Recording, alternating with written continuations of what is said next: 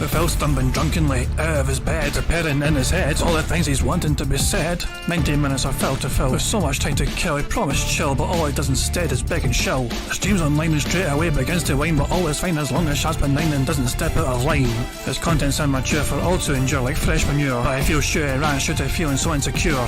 The money earned from yesterday was withdrawn and long gone, as Phil's spending impulse is always had to stay on. If supports are also slow and stays so low and fails to grow, you never know, the show may turn into an easy bingo. Once kicked off across the board with charge to what because his squad can't be ignored, just how much DSP makes us feel so bored to help us fight or sleep and try to keep alert to watch a creep who play bingo, but Phil will bitch and why his sheep are also cheap while DSP is chasing green. We're seeing green across the screen as Phil's routine predictability rivals are so machine. Snorting, burping, leaning, ban. It matters not if actually fun his child can't see if powers make him feel less of a man. Takes a drink and starts his like before lunching into a big pretending there for bills when truth is there to buy a wrestling JPEG. Talks about his shitty life of college cat and fatty life and all his strife of forgetting that it's done well and they were rife. With drama he will react but isn't act as a fact as he rehearsed to be exact in how he felt he was attacked. She's nearly over and a win is in sight with what to white despite Phil's light that tips were not white.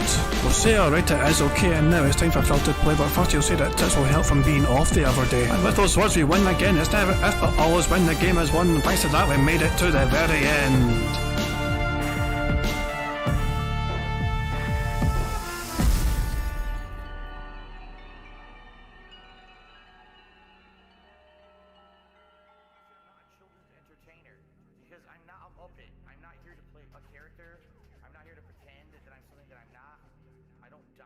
Hey guys, King Jet here, and welcome to DSP Bingo for today. What's today again? Oh yeah, today is Wednesday, the 5th of April 2023. I do hope you're all doing very well indeed. And Phil forgot to set up a stream apparently, and he's got it set up now, not shut, but he forgot to set up for the fucking, for the next stream, for today's stream. He didn't realise, it seems, until about fucking, about 10 minutes after he was fucking due to go live or some bitch. It was weird. So yeah, I completely forgot to set the stream up, and then I fucking made it live as soon as he was fucking ready. So yeah, I was trying to fucking find the goddamn thing for the longest fucking time, couldn't see any fucking notification from Phil, seen nothing about it at all. But he's live now, so fucking yaldy for that. Tomorrow is Lewis Martin's birthday. Well, fucking early happy birthday to you. You share a fucking birthday with the pig roach. I don't know if that's a good thing or a bad thing, but at least, there's like one person that gets to fucking have a, good birthday thing fucking tomorrow. Hooray for that, Your birthday's shared with Phil Burnell. But just fucking hooray for that. I don't know. It's a strange one. Imagine sharing your birthday with somebody like Phil. That's a strange one. Autoline Sen says, it's his fault. Member goal started at 510 yesterday, 5 members. Once he got to 510, he raised it to 515. Then he got to 515 and raised it to 520. Yeah, it's funny, these kind of daily goals are meant to just be a goal you try and hit, but Phil seems to fucking continue to try and ramp up the goal and completely forget about it. I mean, it's a never-ending goal, it seems. Now, the fact there's actually no genuine incentive or prize for the fans for fucking hitting the goal. No, it's like they've got to fucking... Oh, you hit the goal? Well done, guys. I'm going to replace the fucking goal. You try and hit this fucking goal now. It's a fucking weird fucking way to do it, but there you go. There are 64 people watching Phil stream right now. Quite quiet on the old DSP gaming front. I guess that so happens when you forget to set the stream up ahead of time and you don't have your bots set up yet. So, there you fucking go. Anyway, let's just get into setting up today's bingo card shenanigans. Let's spin this wheel and determine today's bingo card criteria. Spin, you bastard. And we're going to land on OK. That's a very nice generic one to land on. Fantastic stuff. Cool stuff indeed. Now I'm not even going to cards generated yet, as you can see. I'm going to make the centre space today email. Why am I making it email? There's a bit of controversy right now surrounding DSP and Detractor relating to copyright strikes. Phil made a very special video on his channel yesterday relating to this. Snort Hogan emailed Phil, this all happened when I was fucking sleeping, like during the fucking night, but yeah, Phil felt inclined to make a fucking video specifically about this. Where is it here? Directly threatened by a Detractor but can't fix a thing. The problem, with YouTube's, what's it say? The problem with YouTube's copyright system. So, yeah, that was a video Phil felt compelled to make. And, obviously the top comment, it's Tevin's fault. Jesus Christ. But yeah, Phil apparently is, no, Snort Hogan, Phil's being pressured to fucking try and do more about it himself to try and get Superhound to stop fucking striking every other Detractor channel. So, off the top of my head, all the fucking Detractor channels that have been caught so far by Superhound is Hate Army Watch, Snort Hogan, Doody, Dark Days Mirror, and Raw DSP Archive, which are kind of two guys, it's the same guy, runs two different streams. You've got Snort Hogan got hit. You got fucking The Outsider, This Is How You Don't Play maker. He'd been hit. His channel's fucking got nuked as well. Super Crazy, I got fucking hit. You know what I mean? It's fucking mental. It's funny, ever since the Side Scrolls interview happened, and that fucking fiasco of a fucking interview happened, you've had so many detractors all of a sudden just get hit out of nowhere a lot harder and faster than usual with this kind of shit. And the thing is, it's not even just fucking specifically related to people that just clip Phil stuff and put it on their channel anymore. The Outsider does transformative DSP work by making This Is How You Don't plays. Super Crazy does transformative work with how he fucking makes his fucking videos as well. He has his own commentary, and he has specific examples of what the fuck he's talking about in those fucking videos, and yet his channel got targeted as well. So it is no longer the case of just like, oh, it's the clipper channels that are getting targeted by Superhound. It looks like all detractors are fair game. So Forbidden Math as well, of course, he got fucking hit, and he's actually fucking planned to take legal action against Superhound or whatever. Whoever's responsible for this. Technically, the person that's pretending to be DSP, making all these claims, but we fucking know it's pretty much just like Superhound guy, and Phil saying, I can't do anything about it. The fact of the matter is, Phil could do something about it, apparently. In fact, if you check Twitter, Doody, he says here's an email from YouTube support contradicting Phil's statement that he can't do anything to stop the strike. In this email, it clearly states that Phil can contact YouTube support and file a complaint someone is impersonating him and filing false claims. So, I don't know, there's a whole bunch of drama going on with that. Yeah, money, oh, money, yeah, money. Thank you very much to Johnny Cornbread for subscribing to the channel, much appreciated. Bottom line is, the Detractor strike things, I hate to fucking see it happening. Snort Burnell is still up and running. Even Philbert mentions of hearing about Snort Burnell. Yeah, Snort Burnell's been around for a long time, to be fair. So I'm not surprised Phil's aware of Snort Burnell. Yeah, I can't make a Phil dance yet because there's no stream yet of Phil like going live, whatever, so I can't make him dance yet. So yeah, long story short, I don't know. And there's something happening anyway. Also, fucking, it's getting to the point where Phil's even making specific videos about it. The detractors, so like Snort Hogan, have been emailing Phil to say, like, this is something, you can do something about. Are you going to do something about it, or are you going to be forced to have detractors fucking escalate things themselves? I don't know what's going to happen next. It's kind of hard to keep track of things sometimes. Auto Insane says, is that effectively the same copyright strike Phil got from Ubisoft? I don't know, to be honest. I mean, if you can kind of see an example of the strikes here in Snort Hogan's example here. So he tweeted DSP saying you might want to let YouTube know someone is breaking the law in your name. It'd be a shame if it happened to you. According to YouTube, you're using my content. Better call off your puppy, motherfucker. And that's what fucking got Phil fucking defense mode all in the first place, made this fucking wee little video about it. And also the M Bison thing from fucking yesterday is fucking incredible as well. Steve O'Dead fucking made a wee clip about it. Which that is incorrect, Hank. He says you can only get Bison by purchasing him. I have him too. That is completely incorrect. He's in the random polls. He's right there in the random polls. You're a liar. And then, okay, Steve O'Dead clicked how I reacted to it in the first place, which included me fucking reacting like a fucking idiot at a time. Oh, that's a nice little fucking bit of salt from Phil there. In fact, just because you said that, I'm banning you because you're trying. Oh, fuck yeah, that was fantastic. In my defence, the stream was shite until that fucking point, and that fucking was a highlight of the stream, in my opinion. In my defence. But yeah, that wee fucking clip of Phil going fucking dealing with that terribly, kind of indicating his guilt that he fucking got that card by not just pulling it randomly out of fucking sheer luck from no money being spent, but probably spending money to get it in some capacity. Yeah, you get what I fucking mean. Anyway. Let's, so yeah, we need to actually pick a fucking card for today, don't we? Well, because we still haven't done that yet. And Phil could be going live any fucking time. So, we need a number between 1 and 200. The very first number in chat I see between, oh fuck it, Auto Insane's a regular fucking number, so I didn't get a fucking readout. Review Toilet Paper USA said USA, but Auto Insane was technically the first fucking number, and I've got no fucking patience today to fucking even set strange criteria to trip you guys up, so I'm just going to go with a 34th card, because that was the first number in chat I saw. I was going to fucking, like, do some strange fucking, like, number, like, oh, the first number has to be odd, and the other number has to be even or something, but nah, I can't even be arsed fucking try to trip you guys up today and try and make some silly fucking rule for the numbers. It's a card on the right hand side here. I'm going to quickly save it because Phil might be starting any fucking time, because I slowed myself down there because I was rambling and raving about all sorts of different fucking things.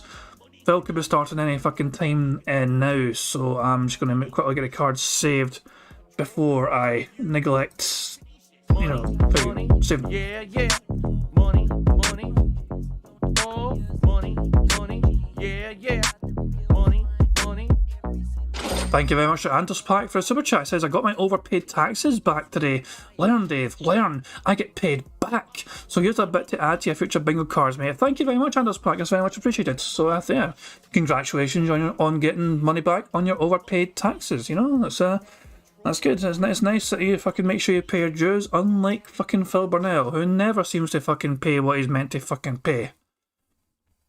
You know, take a lesson from that, Phil. You know, some people fucking paying what I meant to fucking pay you.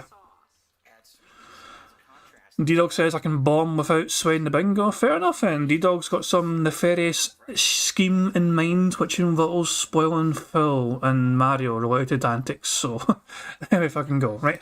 Anyway, I'm going to stream the bingo set up properly. Give me a second, guys, and I'll go through the bingo rules. If you're new to the fucking bingo, first of all, welcome to DSP Bingo. It's a Detractor restreamer podcast. We just covered a podcast only, really. But it's a wee slight twist to it, you know, because, we play bingo while we watch Phil's fucking crappy podcast. It's a good way of trying to endure his fucking shitey fucking rambling and raving antics. And, yeah, it's, we have a couple of things as well in place to fucking try and get some free spaces on the card that you see before you on screen. So, if Phil snorts 25 times before he starts recording for gameplay for YouTube, that will be a free space. If he also, burps 10 times before he starts recording for gameplay for YouTube, that too is a free space. If Phil gets 100 likes and he blows bubbles for his audience before he starts recording for YouTube, that too is a free space. And if we get 100 likes here on our own bingo, that too is a free space. So there's plenty of opportunities and ways for us to get free spaces to get this fucking card won. And let's have a quick look at the card because we didn't actually go through it yet. So today's bingo cards has Phil taking a drink, him giving a thumbs up to the camera, him saying life, support, unnecessarily. Again, I think it's funny that life, support is fucking right next to each other.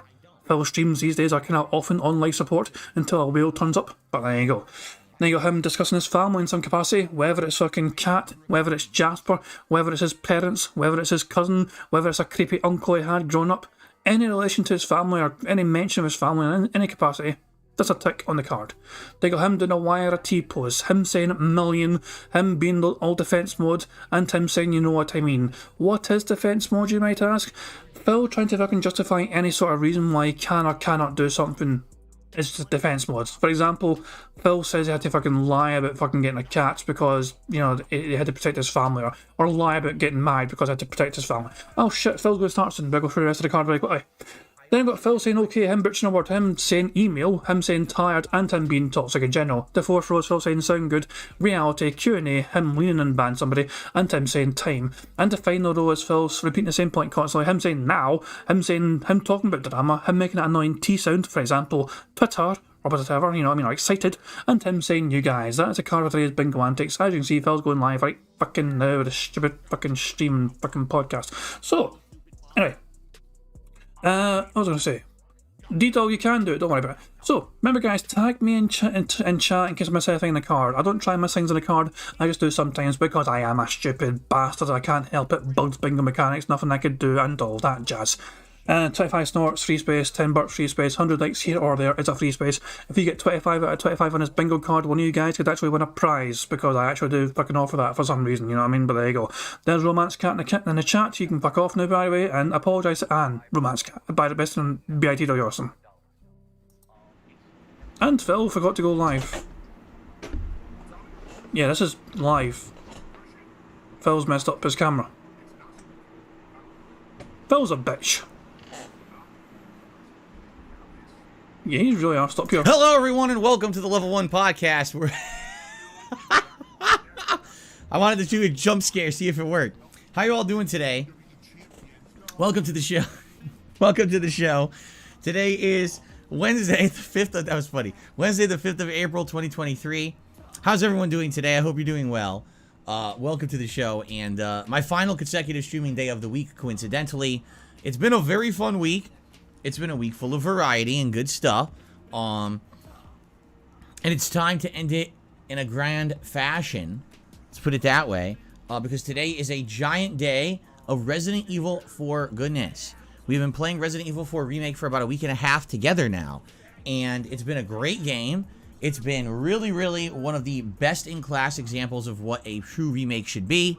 And I've really, really enjoyed it. And, excuse me. And, basically, I'm ready to see how it all ends. 2 burps for 1. Excuse me. And, because sometimes he follows up the first burp where we make the burp afterwards. basically, I'm ready to see how... You know, so... That's 1 there. Excuse me. And, like here as well, is that an orb up here? basically, I'm ready to see how it all ends. Yeah, I'm getting that as 2, because why the fuck not? Fuck you, Phil. We don't have it in the card, do we? No, we have no burps in the card today. And we are actually starting off today, I believe chapter 13, and the game has 16 chapters. So it was funny because originally here's what my plans were. My plans were that we were going to do Resident Evil 4 on the main stream today, which is 3 hours of gameplay. And I was like, okay, we'll see how far we get. And I guess we'll, By the way, someone is trying to spoil the entire plot of the Mario Brothers movie. I don't know why. It doesn't really affect me, but I'm going to get them out of here anyway. So anyway, I was going to play it again this weekend because I didn't think there was any way that I was going to beat it in 3 hours today because there's 4 chapters left. And the average time that we've taken here is about an hour and a half for each chapter. So, you know, looking at time, like I probably would have beaten 2 chapters today and then maybe I'd need another stream. But someone had said, you know, Phil, it doesn't really make sense. Why wait till this coming weekend to beat the game? You're going to have people wait, you know, your day off, your birthday marathon, the React event on Saturday you do every week. You're going to have them wait 4+ days just to see the end of this game. It's going to be crazy. You're going to kill your momentum. And I was like, you know what? Someone's right. That's actually a good point. So shout out to the person, you know who you are, who said that and suggested that. And I was like, okay, what we'll do today instead, we're going to do Resident Evil 4 Day. We're going to bring back the Resident Evil 4 border. Well, this isn't really the Resident Evil 4 border. It's the Resident Evil in general border. And we're going to play it all day long. And we're going to try to wrap up the game. And I think we will finish it today. I think if we do the first stream of 3 hours and then the last stream of 2 hours tonight, I absolutely think that we're going to wrap up the game today, which is great. Then the playthrough will be complete. People will be able to watch the conclusion and enjoy it on my day off tomorrow. And then we can hit fresh on Friday. Start off with some exciting new stuff because this week is a good variety of exciting stuff coming up. I cannot wait for this coming week, actually. It's going to be a great one, all right? So that's what we're doing today. A little bit different. You know, instead of variety today, which is normally what we would do, we're going to do all Resident Evil 4 all day to wrap up the playthrough. So I hope that you guys are okay with that. You guys have been awesome during this playthrough. We've had high attendance, high engagement, great support. Everything's been good. No complaints. It's been a week and a half of amazingness. Even the views on YouTube are good. You know, everything is tip-top. And I actually can't wait to see how it all ends. I've actually heard the ending of the game is different. I've actually heard that they changed these last few segments and chapters around. There's some new stuff, some stuff they took out, but they reshuffled around. I'm curious to see. Of course, the most infamous enemies, the Regenerators, okay, are coming. And we obviously want to see how they reimagine these Regenerators. Because you know they're not going to be exactly the same like in the original game. So I guess we're going to figure this out. All right, I hope you guys are ready for some fun today in Resident Evil 4 Remake conclusion, okay? So that's the plan. What we need to do is kind of talk about what's going to happen the rest of the week. Because we got good variety, but also we got, sadly, some nonsense going on. And as you guys know, I don't like drama, I don't like bullshit, and I don't involve myself in it. I'm just here making content for my audience, and that's all I care about. But people like to pull me into their vortex of nonsense, and as much as I try to stay away from it, they just won't leave me alone.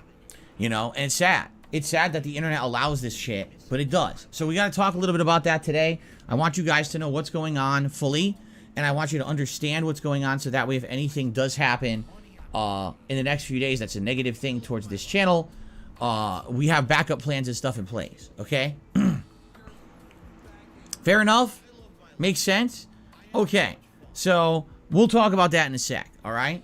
But I'm excited because this is my birthday week. You know, tomorrow is my actual birthday. And then Friday is my birthday marathon event where we're going to celebrate it together, doing a variety of fun, chill things all day long. No gameplay. Well, there will be some gameplay, but I won't be playing it, per se. There's going to be a sim that's going to happen. But I'm excited for everything coming up. We'll talk about this in a second. A good, exciting variety schedule. I know you guys are going to be interested in. You've been talking about, you've been helping me to formulate what was going to happen this week, especially during that marathon on Friday. And I'm excited to see what comes of it, and if you guys will come chill with me all day Friday, that would be sweet. If you could stop by for 5 minutes, that's awesome. If you could stay here for the whole day, that's awesome too. Just to hang out with me, you know, as a birthday celebration, it's a nice thing, okay? So, let's talk a little bit. I guess what we should do, should we go through the schedule? I guess we'll tackle that first. We'll go through the schedule. We'll talk about what's coming up this week. Then, we will talk about this nonsense going on that I have no control over, that hopefully doesn't affect anything. And then we'll go from there, okay? All right, so let's talk. Today, all day long, it's Resident Evil 4 Remake Conclusion Day. I'm hoping between this first stream and my late stream later today, we can wrap up Resident Evil 4. That would be great. If we could beat it by the end of today, that would be perfect, because then I could kind of give you my opinion once it's done. Do I think that Resident Evil 2 Remake or 4 was better? We can have it, you know, be live for my day off, which is great to have it live for my day off, so more people can get caught up and watch, right? Now, this morning I released a YouTube short, and it was actually based on last night's Oblivion gameplay, and I thought it was a hilarious moment that happened. I was laughing my ass off when it happened. It was so funny. Did we see for ourselves how funny this fucking thing is? Should we judge? Because I've not seen it yet. I don't check out Phil's shorts, you know what I mean? Unless I'm on fucking bingo. I don't usually, you know, seek out this sort of content. So, let's see for ourselves what this fucking garbage is like. So, a squishy situation. Hashtag shorts, hashtag Oblivion, hashtag Elder Scrolls, hashtag funny. Follow me. All right. Sounds like a plan. Watermelons or strawberries? Ew.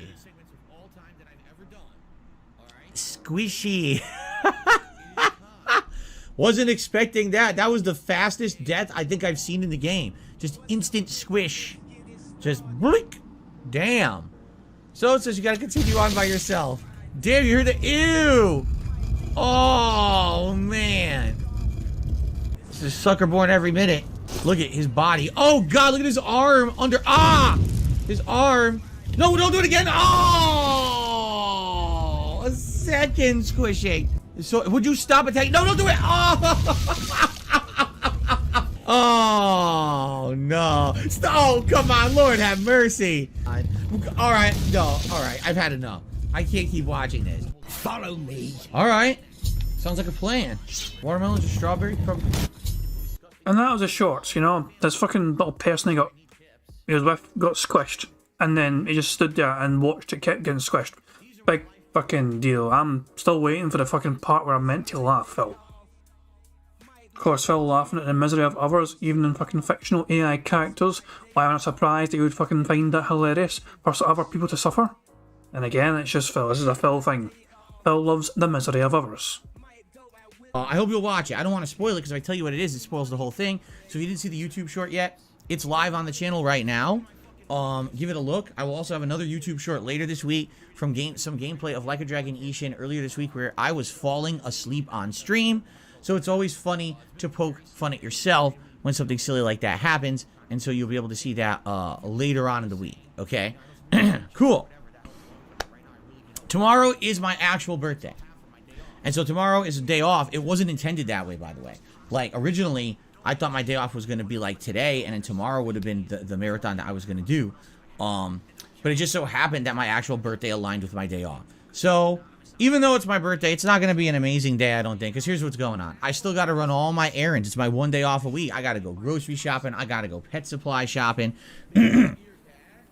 My wife's going to make a list of ingredients so that we can shop and get ingredients to get a birthday cake. And my wife's going to bake me a birthday cake tomorrow for my birthday. I've got to set up stuff for the marathon on Friday, so I got to set up things like the Fantasy Battle Royale. I got to get Tier Maker working in my OBS setup here. So I've got all kinds of stuff I've got to do during the day off that are not fun. I would love to just sit around and relax with my wife all day long, and that's not going to happen. Maybe a third of the day, if I'm lucky, on my actual birthday, I'll get to do relaxing stuff on my birthday, okay?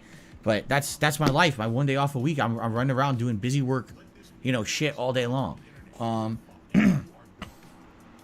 So Friday, when I come back on April 7th, that is my birthday marathon event. What will we be doing? Well, first of all, there will be a level 1 podcast. I'll get you guys all caught up on the stuff that I did on my day off. And then, this marathon birthday bash will have many different segments. First of all, I'm going to try to decorate a little bit behind me, but not too much.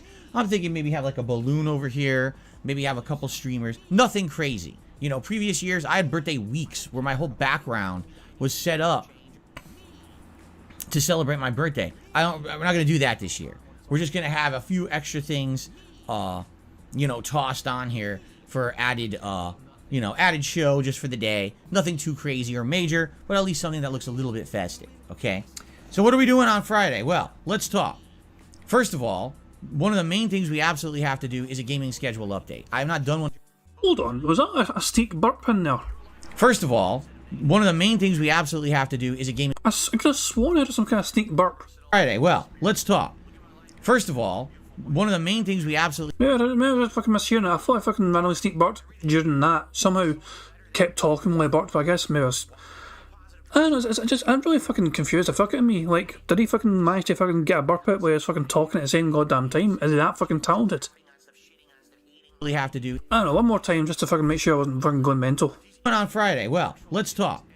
First of all, one of the main things we absolutely have to do is a... Sounds like a mini frog croak. You know, I'm going to count it. I'm going to count it since you guys kind of heard it as well, so I'm counting it. Gaming schedule update. I have not done one of these since January. What we need to do is go through the gaming schedule of all the games to be released for the rest of the year that have solid release dates.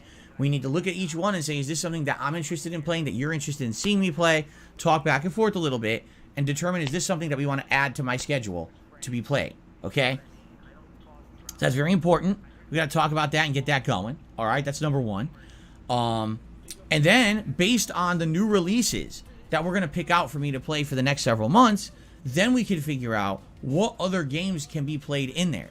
You know, for just this coming week, I know for a fact I don't think there's a new release, and we're going to need some new games as I beat Resident Evil 4, and we're about to beat Metroid Prime Remastered. So the two main games I'm playing as daytime streams are about to conclude, and we have to talk about what games do you guys want to see as my main games moving forward, okay? So we're going to talk about that as one of the major first topics on Friday's marathon. Now, in addition, all during this marathon, I'm going to have the bottle of gin that was donated by the Dutch brothers. So this is a gin from the Netherlands.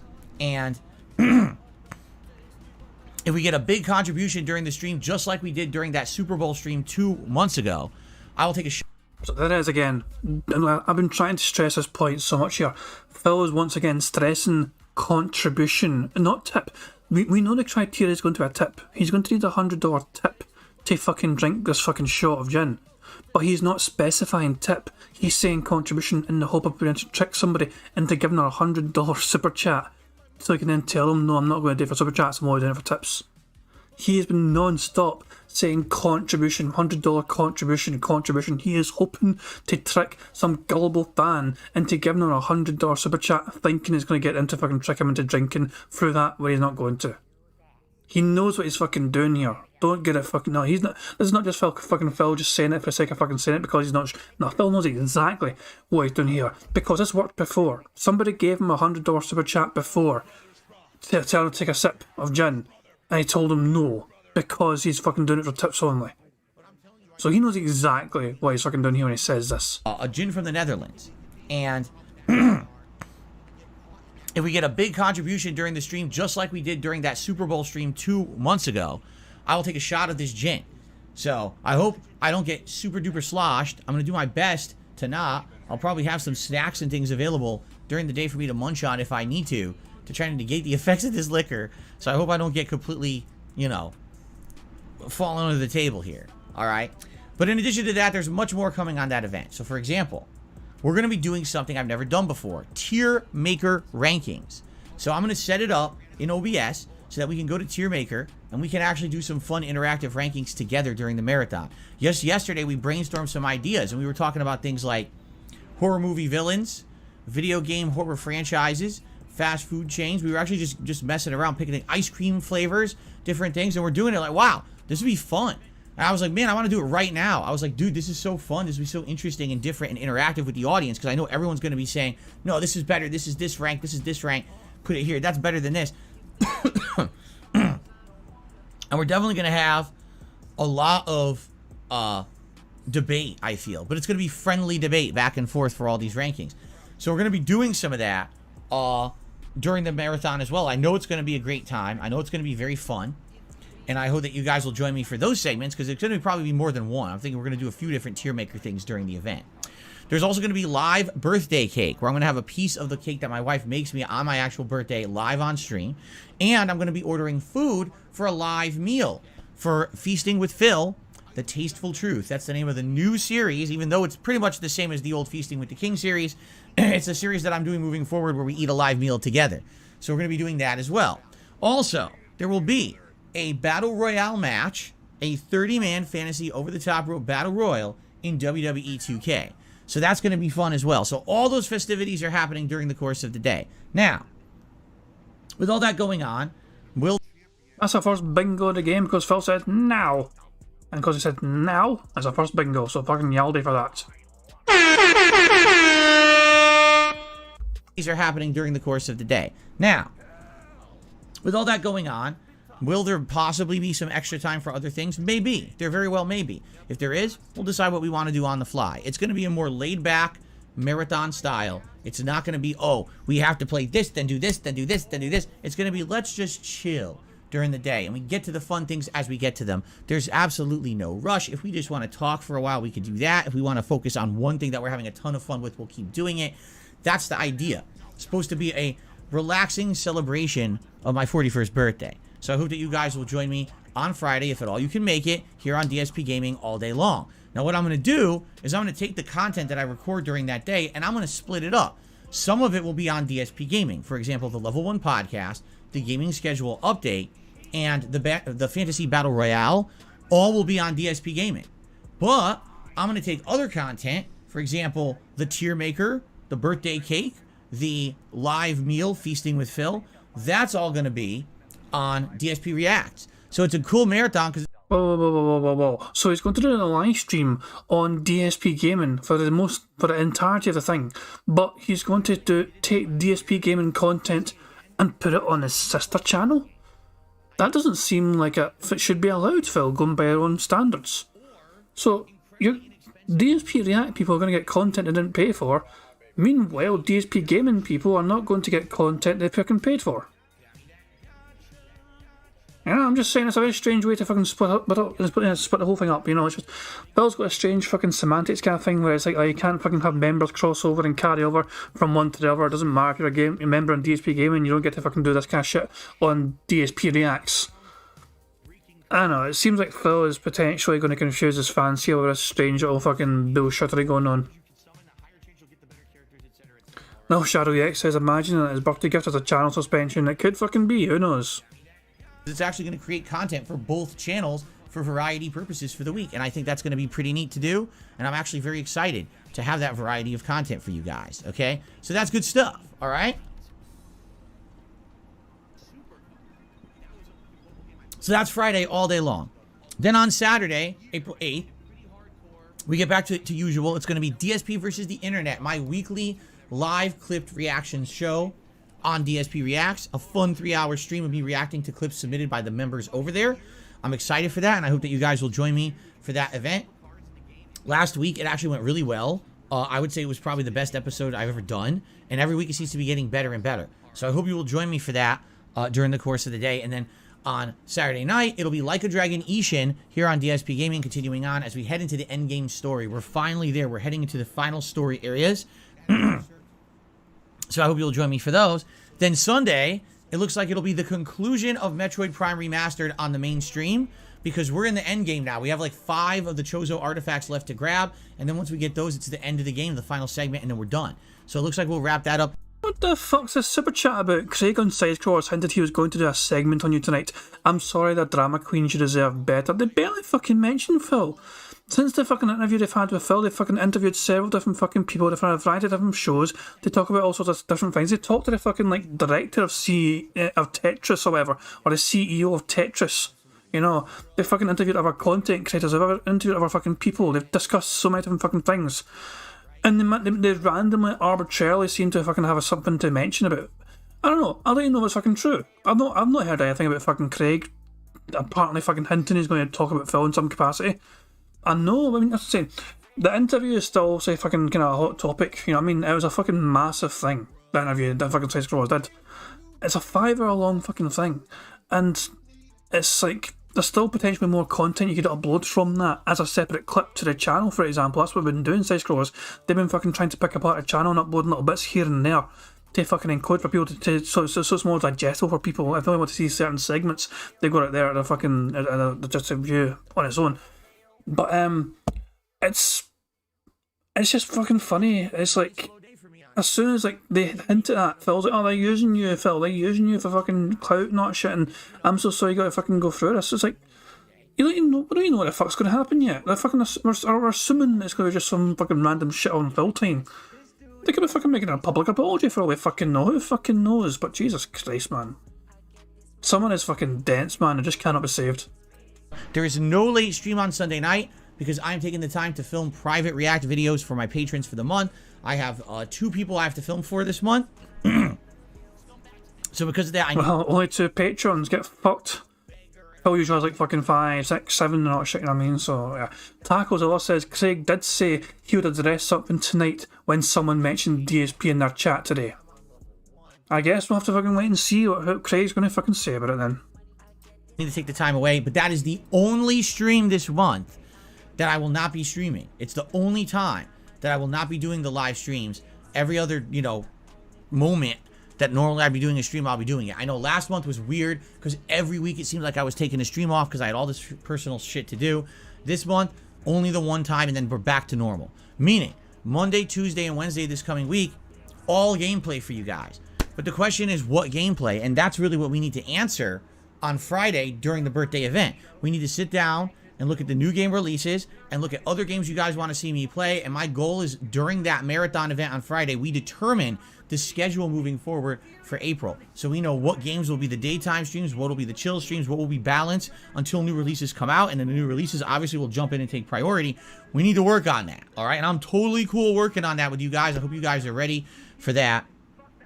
It should be a great time. Okay. So that's the rough schedule coming up for the next couple of weeks. I hope that sounds good to all of you. I do know for a fact there's some new games this month. For example, Dead Island 2. I don't know if we're playing that or not. We'll talk about that on Friday. One that I absolutely want to play is the new Star Wars game, which is what it's called, Jedi Survivor or something like that. That looks really good. That's the sequel to Jedi Fallen Outcast, which I really enjoyed several years ago. I definitely want to play that, okay? So that's coming, but the thing is, we really need to look at the schedule to determine what else is coming out before I can really lock in, okay, this one, you know. So there you go. And yes, just so you know, because I know some people already mentioned it, yes, Elden Ring New Game Plus Run is absolutely in the discussion. Absolutely, all right? Is it going to be? I'll guarantee, no, but it's a very strong candidate for what we're going to be doing. Okay, just so you know, I'm very interested in it. I wanted to do a New Game Plus run since last year, and now would be a good time to do that so we could get through the New Game Plus run and be ready for when a DLC eventually releases, because we don't know when. We know it's in development, but we don't know when it's coming out. So it'd be a great time to jump into there and possibly get that going. So, but that's a candidate. Doesn't mean we have to do it. I know a lot of people want it, so we'll talk about that on Friday, okay? Now, that all sounds good, right? But sadly... He says, sound good, it's another fucking bingo, hooray for that. Take that bastard, and get the horns going.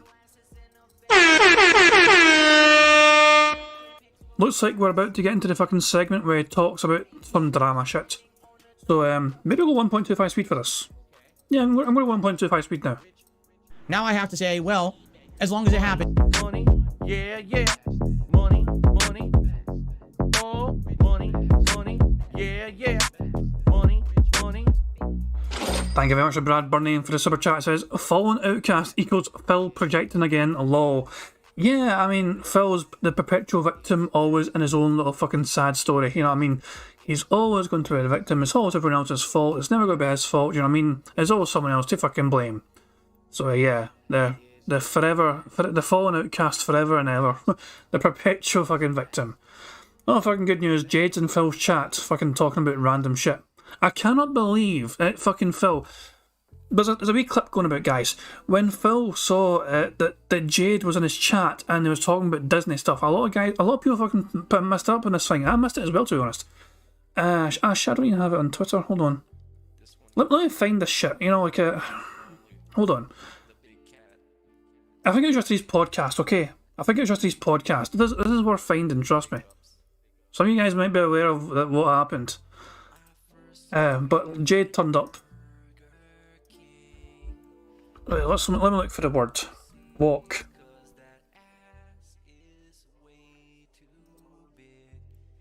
Streams, we could do it. Oh, you didn't go... So, this is talking about... So, Jade is a fan of DSP. Here's the context. Jade's in a wheelchair.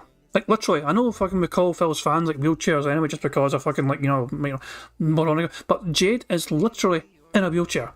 And he went to Disney in Florida.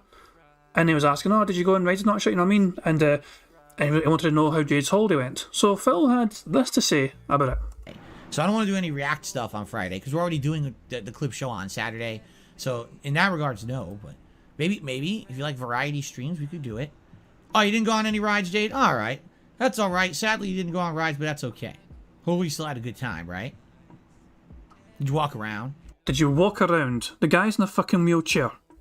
It's a nice place to walk around, like a lot of scenery and stuff there. Motherfucker.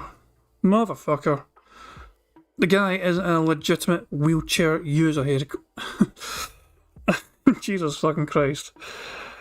This is how much Phil cares about his fucking fans. He completely seems to have forgotten the simple little fact that this guy's in a fucking wheelchair. So. I just love it. He doubled down on it, you know. Around. Did you? But that's okay. It doubled down. Hopefully you still had a good time, right?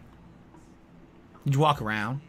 It's a nice place to walk around, like a lot of scenery and stuff there. Jesus Christ. Of course, Phil would know because he was there in 2012 with Liana.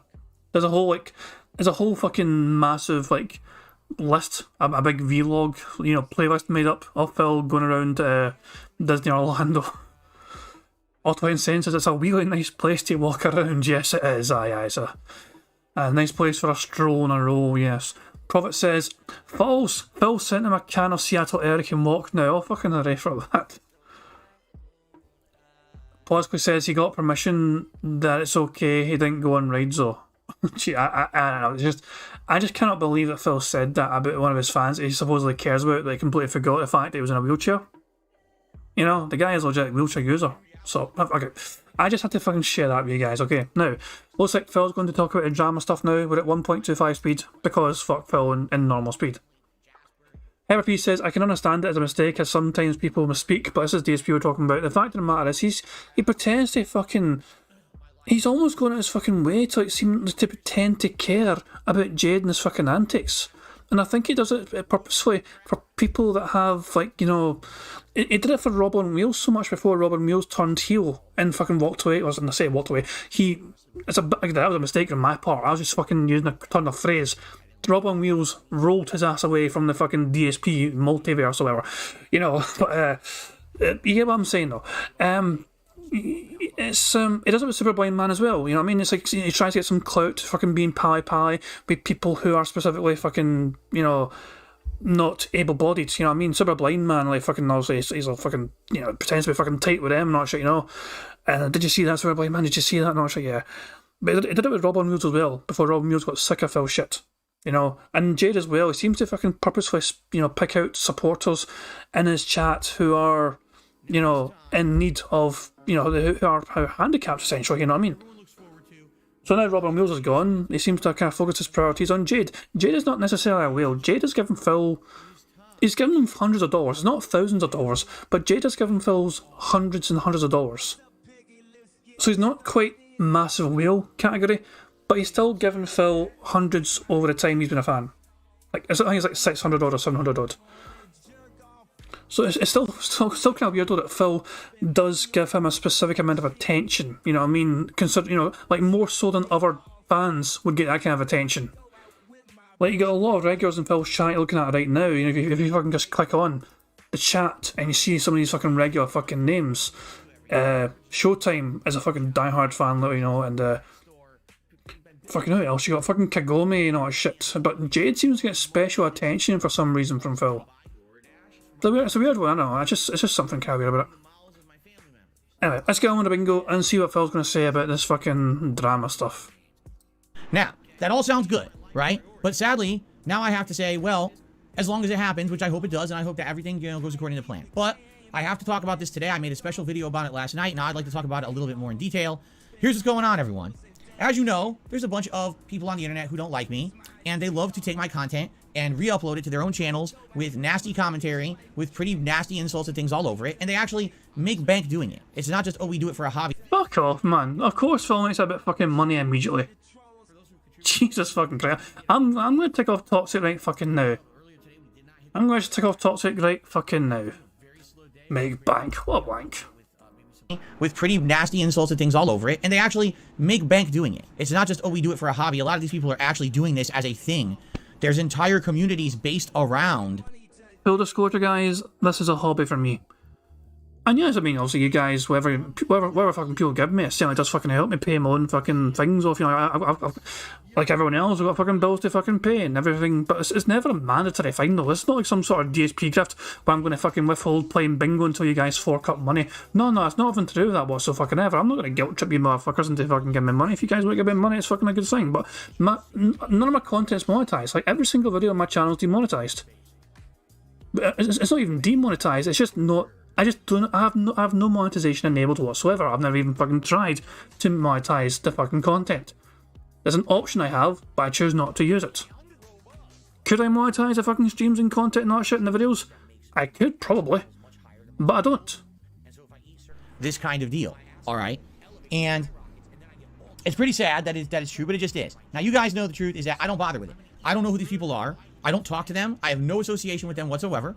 I don't involve myself with their nonsense. If they want to do it, it's considered a transformative work. If you take someone's content from someone's channel and you do commentary over it and you criticize it or you cut it up and you make jokes about it, it's considered transformative. That's protected under fair use law in the United States. So there's really nothing that I can do about it. You know what I'm saying? I just like, well, it is what it is. You move on. You ignore it. I'm not going to sit here and address it. I'm not going to waste time on it. I say, whatever, let them do what they want. I'm going to make positive content for my audience. And that's been my attitude, as you guys know. Now, I do not do anything whatsoever to hinder those people, nor do I do anything in the realms of YouTube's takedowns or copyright system to try to get that content removed from the internet. My knowledge of it is that per the law, that's legal content. The only content that would not be legal is someone who is literally saying, I copy and paste your content with absolutely no transformative work added to it.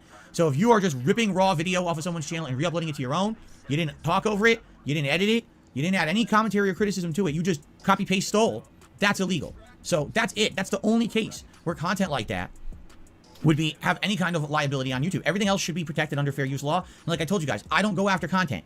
People do this all the time, every day to me. There's probably people live restreaming me right now. I don't care. I just whatever. Hey, reference does there. Hello. Ignore it and you move on positively. You do your own thing, right? That's always been my attitude. So that being said, over the years, there have been people, sadly, who tried to do malicious things on YouTube. And here's what's happened. I've been doxxed pretty much every direction you could possibly be doxxed. You doxed yourself, you silly fuck. You did it. To yourself. You doxed yourself. Okay? People have all my personal information, including basic information like my mailing address. Which you fucking gave out. And my phone number. Which you gave out. Having just that basic information, it's very easy for someone to try to do a case of impersonation and do malicious things on the internet. Case in point, a couple years ago, there was someone going around who was apparently striking down people not only on YouTube, but on Twitter as well. Very, very, very, let me put it this way. Very weird, because I don't know what's to be gained by it. All right? I really don't. Like, first of all, it's not me doing it. Just, again, to make it clear, it's not me doing it. I don't think I would have anything to gain by it regardless anyway. You know what they say? It's like the Hydra. You cut off one head and two more sprout up. So for every person you would try to fight on the internet who says something nasty about you, just more going to be created. So why even bother with it? You just ignore it, right? So I don't understand what the purpose of this person was who was doing this and impersonating me and trying to take down my detractors' content. I'm still at a loss as of this day. Now, people, I guess, have looked into it and said it was a particular person who was going by the name of Superhound, but no one to this day knows who this was, and I don't think that they're doing it anymore, right? At least. Hey, we got a Superhound reference. That's kind of funny because I was looking on Pig Go for Superhound references, and Phil has previously mentioned Superhound 42 separate times. The last time we got a mention of Superhound on Phil's channel seemed to have been on 25th of August, or technically it's actually 24th of August, 2022. Saying, oh, did you know that the guy Superhound is tweeting at you and saying stuff? Nope. I don't know about that. I don't see it. And I don't want to know about it. The less I know, the better. Right? That was Phil's stance on Superhound in the fucking past, as most recently as fucking August. So, yeah. I don't know. It sounds like they've been gone for a while, but again, I have absolutely no involvement in this, okay? None. So that being said, at that point, people were contacting me about it. At one point, I had someone who actually had a lawyer contact me and said, "What can you do anything?" I said, "Whatever you guys want me to do, I'll help." Seriously, because this is someone who apparently is impersonating me and filing false copyright strikes and takedowns in my name. Whatever you guys feel I could do to help, I'd like to help. So at one point, they had me actually write a letter. I wrote a legal letter about it. I made a video about it. I posted on my Twitter about it. I did all these things over the years. This was a couple of years ago. And I said, okay, go ahead. Go to town. You reference this content if you want. And try to get these copyright things removed from your accounts because it's not me. All right? But sadly, the one thing that I can't do is reverse false strikes because I'm not involved in them. From YouTube's perspective, this is how it works. If you issue a copyright strike against someone, there's all evidence of this on your channel. There's actually like a queue that says, here's the takedown notices that you have issued and stuff like that. It all shows up on your channel. Money, So money, yeah, yeah. Money, money, oh, money, money, yeah, yeah. Money, money. Thank you very much, DDog1968 for the super chat. It says, here, sir, have a coffee on your hobby. Did you know that Rod Stewart collects model trains as a hobby? I actually do know that, yeah. Hobbies. And how's that coffee? Do we get cream? Wishing this was at 1.5 speed. We'll keep it 1.25 speed for now. I'm sorry, I'm kind of laughing because of Phil's wee dance I made him do, you know what I mean? Put your hands in the air, you just don't fucking care. I made him do a fucking wee dance. He's raising the roof, but I can only fucking reach that high because his fucking noodle arms haven't got the strength to fucking hit the ceiling. It's a failed Y pose. I'm sorry, I find too much humour in the fucking simplest basic shit. But thank you very much, T-Dog, for the super chat, I appreciate it. And yeah, I'm going to keep it 1.25 speed for now, though. Gilmore Blood says Rod Stewart collects ex-wives. I think he prefers trains to the women, but there you go. that says, here's the takedown notices that you have issued and stuff like that. It all shows up on your channel. Prophet is saying the $3,000 PC actually is an Intel Extreme Edition HEDT system. Phil just runs it in software. So yeah, Prophet's talking about Phil's current computer, which is, I think Prophet's mentioned earlier on, he was trying to differentiate between his current PC, what he uses, which is a CyberPower PC, and before that was a 3K Lemon, which a couple of fans made for him based on Phil's like kind of specifications. But Phil, the 3K Lemon is infamous fucking Detractor lore. But yeah, the current PC Phil uses is not the 3K Lemon. Yeah, the current PC he uses is I think the current PC he uses was a $3,000 PC as well, but it was not fan made. Phil just bought it off like CyberPower or something. So if it's there and it's official against your channel, it'll have your official channel name involved and everything. And you can then choose if you want to retract and do stuff. Like, it's all there. you have a big queue for it, okay, that you could do this. So I'm not involved in these strikes. Though they're not in my queue. There's nothing there, right? And people are like, well, can you help? Well, what do you want me to do? At one point, I did write Oh, hold on. YouTube because when I He mentioned email about this, so I forgot to take off email. So there we go. I completely forgot Phil mentioned email before. So there we go. Also, let me just get rid of Adam in the corner for now. say I write YouTube, when you have 100,000 subscribers or more, you now have access to what's called YouTube's chat support. All it is, it's a 24-hour chat room, and when you open it up, you get in contact with someone likely across the globe, 24 hours a day, and you talk to them about issues. All it is a person sitting in a call center. They got a checklist of answers to give you, and if they can't help you with basic checklist answers, they just say, okay, we're going to escalate it to our internal team. See you later. And that's it. And sometimes you'll never hear back. Sometimes it'll take days to hear back. And sometimes you hear back right away depending on the urgency of the situation and if they have answers. So I've dealt with them over the years with various different issues. One of them is copyright issues with my own content where people hit me with false strikes and other things, okay? So I did contact them about this back when all this was going on a couple of years ago with this whole, I guess, Super Hound incident. And I said, is there anything that can be done? And they said, no. The strikes that people are complaining about aren't in your name. Even though they may be using your identity to file them, they're not on your channel. So you're not liable for those because they're not on your channel, and you have no ability to reverse them because you're not involved. Like, if it was in your channel, it would be in your queue, and you could just retract. But if they're not there, you have no involvement. That what has to happen is people who are getting false strikes against them have to contact YouTube themselves and apparently get a lawyer involved and argue with YouTube about the validity of the claims or whatever. And it's on them, not me, because I didn't issue them. If I had issued them, then I have the power. But since I didn't, I have my hands are tied, basically. I'm not involved at all, right? So what this sadly, is a huge, huge problem with YouTube's copyright system. Just with some basic information, it seems like someone can issue false takedowns. Now, you might say something, and this is a great valid point, okay? Phil, if everything that you're saying your detractors are doing is fair use, why would copyright strikes even apply to them and hit them? That's a great question, because YouTube doesn't care. YouTube does not care about fair use. YouTube's stance is thus: we are not a legal entity and we don't have the right to determine what's legal or what's not. If you file a copyright claim against someone, as long as we verify that the content you listed in the claim is real, and it is a copying. So, for example, well, here's what I think is happening, and I'm guessing. I don't know. Let's say, for example, I don't know. Let's say someone is literally live restreaming my stream right now, this very podcast. Like I am right now at a bingo. Okay.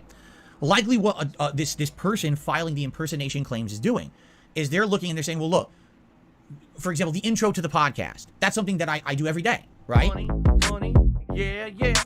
Money, money. Oh, money, money, yeah, yeah. Money, money. Thank you very much to Barrett Wells for Super Chat. Says this is like Phil saying he contacted the cops when he first moved to Washington as if it was a blanket action to help with everything that would come in future.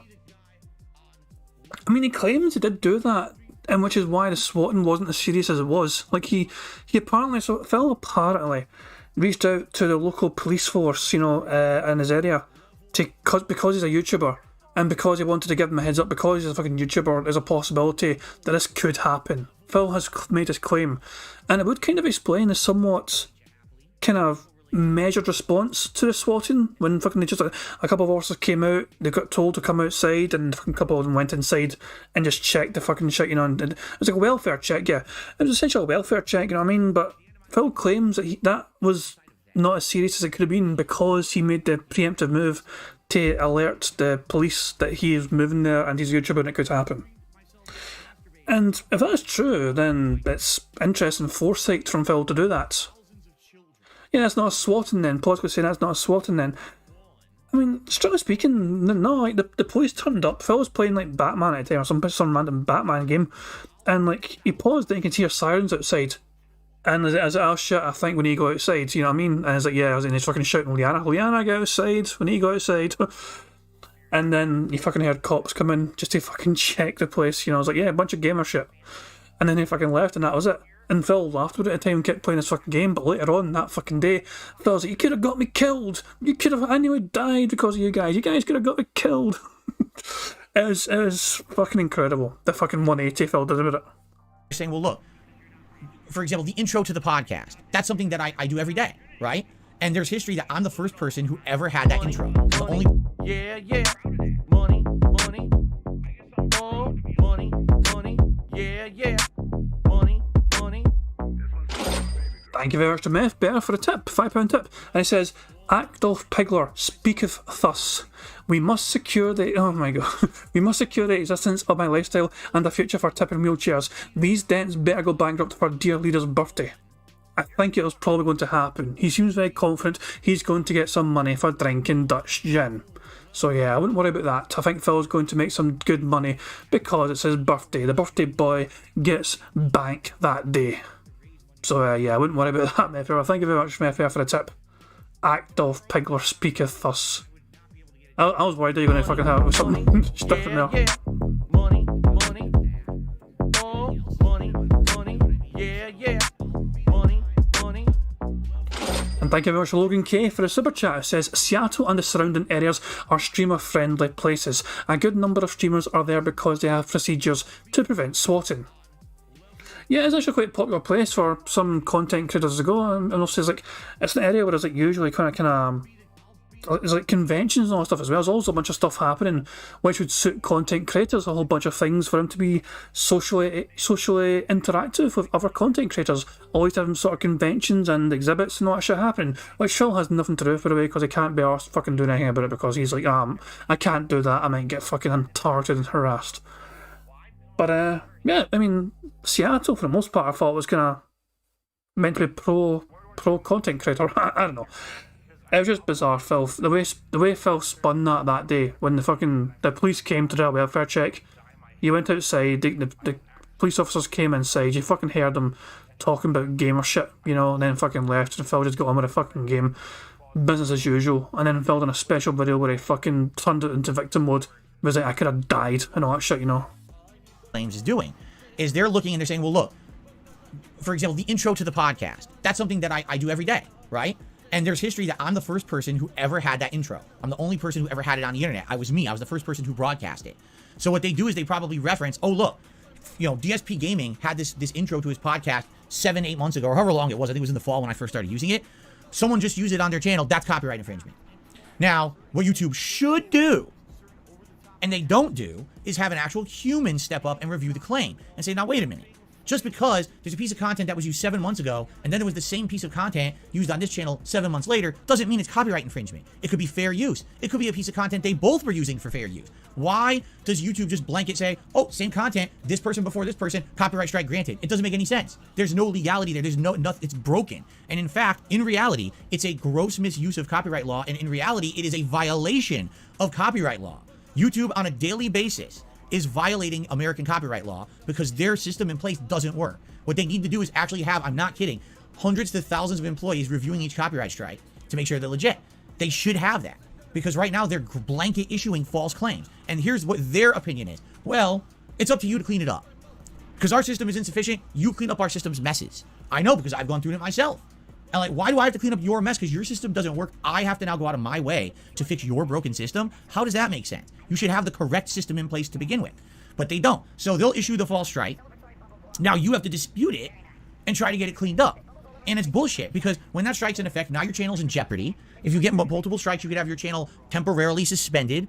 You could have your channel permanently removed. If there's too many strikes and you don't get them cleared up, it's a nightmare. It shouldn't happen. It shouldn't be anything like this on YouTube. They should abide by the law and not just blanket, give people all this stuff. So, Prophet is saying in chat that copyright strike / DMCA is reviewed by a person. Copyright claim is different, which is automated. So Phil is lying here. And Prophet plans to have a video up tonight explaining all this. So that's something to look forward to, guys. It's bullshit. It should not happen, right? I don't know why it's allowed. Someone should have sued the shit out of YouTube by now for it. I don't get how they didn't. I really don't. Because it's definitely not legal what they're doing, okay? But it just sucks because, what do you do? Their attitude is, we don't want to get involved legally, so you deal with the repercussions of it. So now what happens is someone mass impersonates me, takes down a bunch of content on YouTube. I can't do anything to fix it. I have zero power. I've talked to YouTube about it. That was a Y pose. That was a Y pose. Well, technically it's a T pose actually. It wasn't a Y pose, sorry. It was a T pose. But yeah, it's still in our bingo, so... But actually, this is still quite a lot of the podcast to go, and this is a very strong card. It's looking good. They won't do anything. Their opinion is, have the people who got the false strikes deal with it. Okay? So why am I bringing all of this up right now? I'm bringing this up because apparently it's happening again. Now, I don't know why, I don't know what triggered it, and there doesn't seem to be any evidence of who actually is doing it. But again, someone seems to be sending out a bunch of... Again, it's not against my channel. Like, it doesn't have my channel's information. It says shit like DSP or something, which is nothing. There's no DSP channel that I run on YouTube. So what it's telling you is these are one-off claims. People hand-wrote, generalized information about me, stuff that's been doxed over the years, and they're filing these false claims all over the place. And apparently it's hitting multiple different detractors on YouTube. And... you know, it's one thing if it happens to one or two, and I guess they clear it up, but apparently it's happened to a bunch, and now they're angry at me. Like, at me. Me. But I didn't do it. I have no control over it. I can't fix it. But they're pissed at me. Why? Why are you angry at me for YouTube's broken system? You're using YouTube. You're using this third-party website. You're using it to deride and make fun of me, and you're profiting off of it. On a daily basis, this happens. Okay? Now... it seems like something's going on in your community. Because let's be honest, it's not me. It's probably you guys. You guys, it sounds to me like there's someone in that community that's upset and you're striking each other in a circle down. Maybe you're upset. Maybe there's competition to make fun of Phil, who could be the biggest person to make profit off of... Is this bitch for real? Is this motherfucker for real right now? What in the hell sort of fucking theory is that? Is he hoping for some sort of detractor civil war? What the hell? making fun of Phil or something. I don't know, but it's not me. Exactly, Phil. You don't know. You don't know. And yet you're fucking coming up with some strange fucking theory. How about I fucking come up with some fucking theories as well? You and Superhound are coding behind the scenes together. You're not doing it yourself. You're not fucking doing any claims yourself, but you're fucking directing Superhound to go after as many fucking Detractor channels as well. I don't know. It could be that, but I don't know. How irresponsible is it for me to fucking come up with that sort of theory with no fucking basis or fucking groundwork whatsoever? You see how damaging these random fucking theories can be, Phil, to people's credibility? Me doing it, it seems like you guys are eating each other up. And how the fuck does that have to do anything with me? Nothing. I'm here and I stay in my lane. I don't bother. What's hilarious is the people that this is affecting, I don't even know who they are. People are like, yeah, this guy got taken down, this guy got taken down. Who? I don't even know who this is. Alright, I've outright said this, okay? Listen to me now. I don't care if you reuse my content. I give you permission to reuse my content within the realm of fair use. If you're doing commentary, criticism, and to some extent, I guess YouTube is protecting things. Even I would say, you know, making fun of someone, all right, it seems to be protected under YouTube. They're saying that's fair use. So I don't care. Money, yeah, yeah. Money, money. Oh, money, money, yeah, yeah. Money, money. Thank you very much for Profit for a super chat. It says, Jad was Superhound all along. Lies, lies, and more damned lies. Yeah, bald pervert. But nah. I have no idea who Superhound is. I do know Superhound.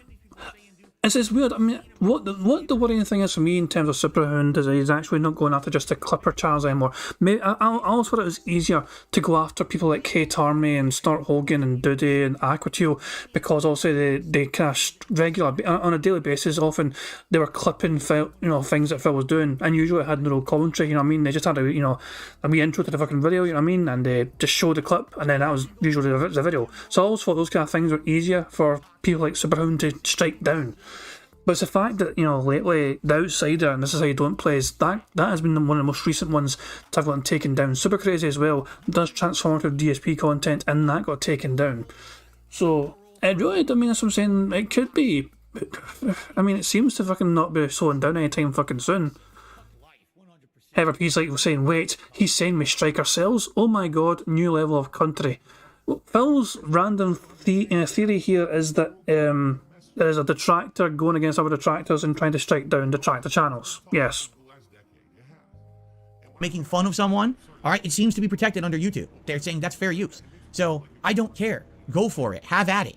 No one's going to stop it. I'm not stopping you. I have never stopped anyone from doing it. The last time that I really had an issue with it was This Is How You Don't Play 10 years ago. I'm going to fucking stop you right there, Phil. In fact, there is tangible evidence pointing to Phil having an issue about this before. Let me find it for you now, actually. I'm going to find this for you and then fucking pull it up. But there is evidence of Phil having a problem with this before. Let me see if I can find it. Can I find it anywhere? Hold on.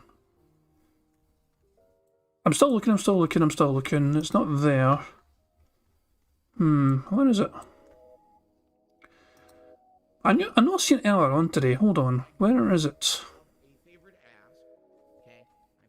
This is so annoying to try and find. Hold on. I'm still trying to find the fucking thing. I'm on Kiwi Farms hunting for this thing that someone put earlier on. If I don't find it in the next fucking, like, you know, couple of minutes, I'm gonna be too. Oh, here we go. I found it. So, here we go. Phil claims he's never gone after anyone, whatever. Somebody shared their DMs before, like, they were a mod for DSP, and he took, like, a video of his DMs with Phil. And then this is like some of the screenshots from that. And, like, this is during the Escort Saga crap. You know, and look at it, it's like, I assume you haven't had time to find some of the biggest slanders against me. At this point, I may just submit the top two that show up in search when I search for DSP Gaming. And, like, he was actively fucking talking to people behind, like, it's just his own fucking people. You know, like, he was trying his best to find videos, and he's going to Secret Limited, for example, you know. And he's trying to get Escort Saga stuff taken down. Like, this Snort Banel, Phil was told about Snort Banel and all that shit as well.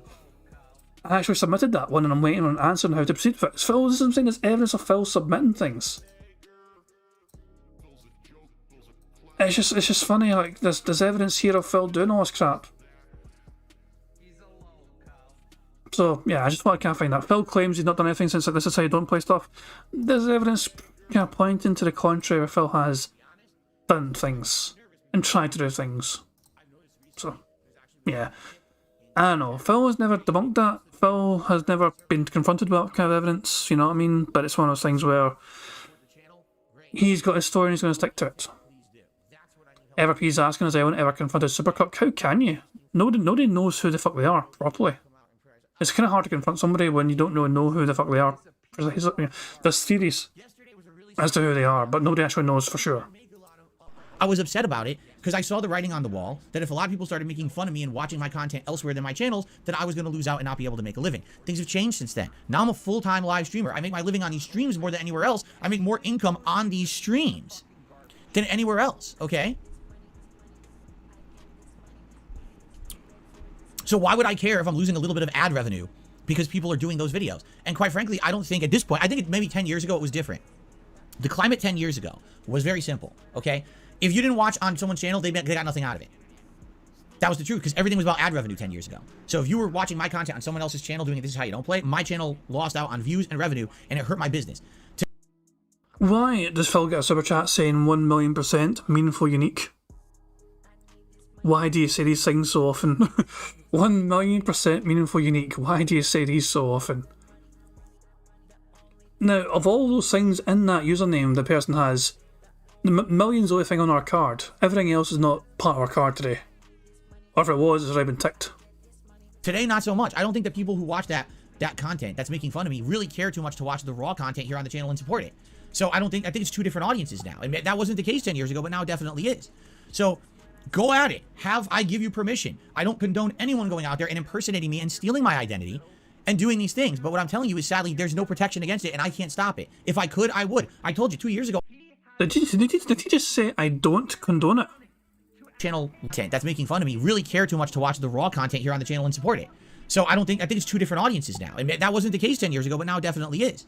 So go at it. I give you permission. I don't condone anyone going out there and impersonating me and stealing my identity and doing these things. But what I'm telling you is, sadly, you're kind of meant to condone it if you're not a for it, Phil. This is another English feel. There's no protection against it, and I can't stop it. If I could, I would. I told you 2 years ago, I was working with a lawyer of one of the detractors, talking directly with the lawyer. I wrote a letter. I did all this shit. I don't know if it helped or not, but I never heard back. So there's nothing I can do. Again, I'm making public videos about it. I made a video about it last night. I'm making tweets about it. It's not me. I don't condone it. I don't want it happening. I don't want any content taken down in my name. But I can't stop it because it's a YouTube system that's broken, not anything that I can control.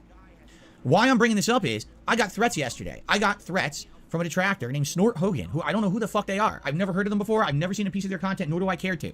But they're sending me threatening emails. You better contact YouTube and get this fixed. How? How, stupid? No, I mean it. You're stupid. How the fuck can I get it cleared up? You're barking up the wrong tree. Like, I have no control over anything going on. You're complaining to the wrong person. Like, I have some amazing magical powers. You know what it is? These people are so fucked up in the head. Well, Phil has the pignosis, right? He uses pignosis on his viewers to get them to contribute. So I guess I'm supposed to use the pignosis on YouTube to get them to change their copyright system and fix it. You know, you're an idiot. Okay, we need to do something the with wrong that. person. We need to do something about this. Hold on. Like, I have some amazing magical powers. You know what it is? These people are so fucked up in the head. Well, Phil has the... So hold on. We need to get a good little freeze frame here. We need to get a good freeze frame where his hands are all clear with the pignosis here. Hold on. Right? He was just pig... Oh, could it be this? No, I don't know. Well, that could be it right there. This one might be. The random peace sign from Phil. The unintentional peace sign. What the hell? I don't know what the hell is this. Jesus fucking Christ. This is slow motion pignosis going on here. on his viewers to... Hold on, this might be a good one as well. What in the hell is this all about? This is so weird. to get them to contribute. So I guess I'm supposed to use the pignosis on... Hold on. This might be a good one here. Gnosis on YouTube. Oh, his hands are too bloody every time, usually. It's too bloody. I don't know if it's going to work. YouTube to get them to change their copyright system and fix it. You know, you're an idiot. Okay, we're not gonna, I don't think we're going to get a good freeze frame from that. I've had one before, someone said anyway, to be fair, but yeah, it's like... I had to fucking look. You're really wasting your time here. There's nothing I can do to help you, all right? But now they're threatening me and saying, oh, well, see, I'm going to hit you with false copyright strikes now. Well... Did Snort actually say that? When did Snort Hogan say that? Oh, crap, I had Twitter open earlier on, but I must have fucking closed it. Hold on. Get that shit open. Oh, here we go. Fucking Twitter's here. Evil AJ's laughing. Random Evil AJ tweet. I wonder what that's about. Let's see what detractors are saying about this right now on Twitter. More DSP false copyright talk, blah blah blah. He won't do anything, he just wants to use it for his own drama, won't tell people to stop it. He knows it's a legal issue, but he keeps saying it's YouTube's fault. Philip again, this isn't YouTube's laws, it's a legal issue. I'll tell you what happens if you go after Phil legally. Suddenly you start receiving threats IRL from someone who also went after him, who also happens to be someone who he totally doesn't know who is doing this. Funny how that works, right? So I also like Plum's Future speaking from experience there. So if you go after Phil legally, suddenly you start receiving threats IRL from someone who also went after him, who also happens to be someone he totally doesn't know is doing this. I think it's interesting we take from that. Dark to the Phil with more talented artwork. For all you detractors out there, I hope you would be against this, striking him down. Who would care about it when your response has been to say you're a victim and you won't protect your own brand, Phil? If you're going to be whatever, why wouldn't we be whatever? It's a good fucking point as well from Poland's Mystery. Yeah. As I'm saying, there's a whole bunch of good tweets about this, to be fair. Very good tweets about this. That's just a Diddy's one earlier on, that just showed you, I mean... Money, yeah, money, Hold on. money, oh, money, yeah, money. Thank you very much to Mysterious Mr. R36 for subscribing to the channel. But yeah, I mean, there is things that Phil can apparently do about this. What does YouTube support say about this? You know, I don't apologise if this is becoming such an inconvenience on your part. I understand where you're coming from, and dealing with this is really draining for you. Here's the thing, if you're in communication with Mr. Burnell, you may advise him to take action against this creator who is impersonating his channel. You may ask him to contact us so we can assist him with that issue. So there's apparently something Phil can do, he just chooses not to, according to this email that Diddy has from YouTube Partner Support. Who knows though? Phil's saying there's nothing I can do. Oh shit, look at that shit. We were just looking at a fucking... There is it. We were just fucking looking at a shit. On Kiwi Farms, and someone's got on a tweet. Just like DSP said, he's never tried to take it down anyone's channel. And yet there's fucking evidence of him trying to take down someone's channel. Fuck me, anyway. On with the bingo. Well, I mean, you could do that. You absolutely could, if you really want to lose everything you've ever done on YouTube. Because it blatantly says in YouTube's terms of service that if you willingly file false copyright claims, your account will be terminated. It says it right there in the terms of service. You can't violate YouTube's copyright system. It's termination. Like, not even just, oh, suspension. It's you're done. Your entire channel will be removed, and all related channels, you're done. All right? And it's funny because this guy posted up a screenshot of, I guess, his copyright match system. He said, oh, look, all Phil's content is matched to mine. Yeah, because you stole my content. You used it for your own transformative work purposes. And see, here's what people don't know about the system. The only way that content shows up in content match is if you've already claimed it.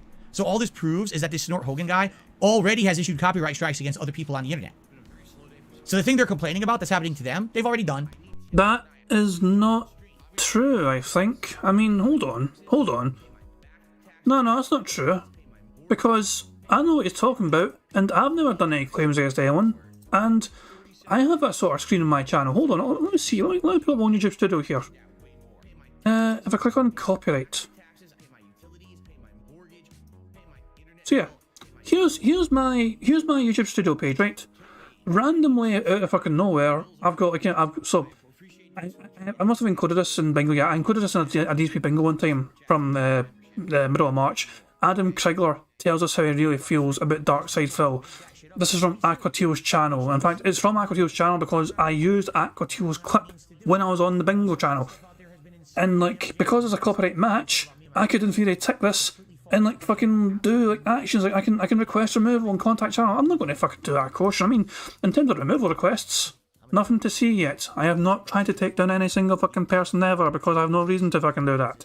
As you can fucking see, nothing at all. Just a wee cat playing with a fucking goldfish bowl. How fucking cute is that? But yeah, this is like looking for a copyright claim that somebody made on your video. Check the video list, and there's everything here which has, you know, ineligible and not shit. It's a whole bunch of different shit. But there's nothing. It's like sometimes there's like music plays and someone claims like things about ineligible because I've got music playing which is not fucking mine and all that shit. You know. Gibmobot says he says the same thing. There you fucking go. Or else it wouldn't show up in their queue. It's the only way that content shows up in your queue is if you've already claimed it. Money, yeah, yeah. Money, oh, money, yeah, yeah. Money. Thank you very much, a super cuck, for subscribing to the channel. Okay, that's a random fucking username and also a bit of an alarming image. You're using the pastor as an image, okay? But yeah, thank you very much for subscribing to the channel. Prophet says I'm going to start claiming jazz videos now. Don't you fucking dare. Or else it wouldn't show up in their queue. It's the only way that content shows up in your queue is if you've already claimed it. Yeah, that's how it works. It says it right there again in the terms of how content match works. It says once you claim a piece, then that piece will forever show up and get auto-matched in your queue. So just the fact he screenshotted it proves that he's been copyrighting people to begin with. Not true. So, congratulations on exposing yourself. No one wants to ever expose themselves as UFL. Fucking almost 7 years ago now to the day. It'll be 7 years ago on the 1st of May. The 1st of May would be the anniversary of Phil streaming himself jerking off. But anyway, the point I'm making here is, he's saying, oh, well, your content now is matched to mine, I'll claim yours. No, you won't, because if you do, you're gone. You're completely gone. It's a violation of YouTube, and the moment you do it, he already posted about it on Twitter, and he already emailed me about it. So there's 2 public pieces of evidence stating you were going to commit a crime. The moment the crime is committed, you are erased. All right? So I hope that this person is not that stupid. I mean, they're already doing really dumb things publicly. They're trying to act like some kind of internet badass. I really hope they're not. And I'm going to be honest, too. For all you detractors out there, okay, who love this content and you like to make fun of it, I hope that you would be against this. You understand that what they're doing is they're literally saying, I don't care. I want to violate the law for no reason. There's no personal gain to be had here. You're not going to get anything out of hitting me with crimes, all right? The channel's not going to go away.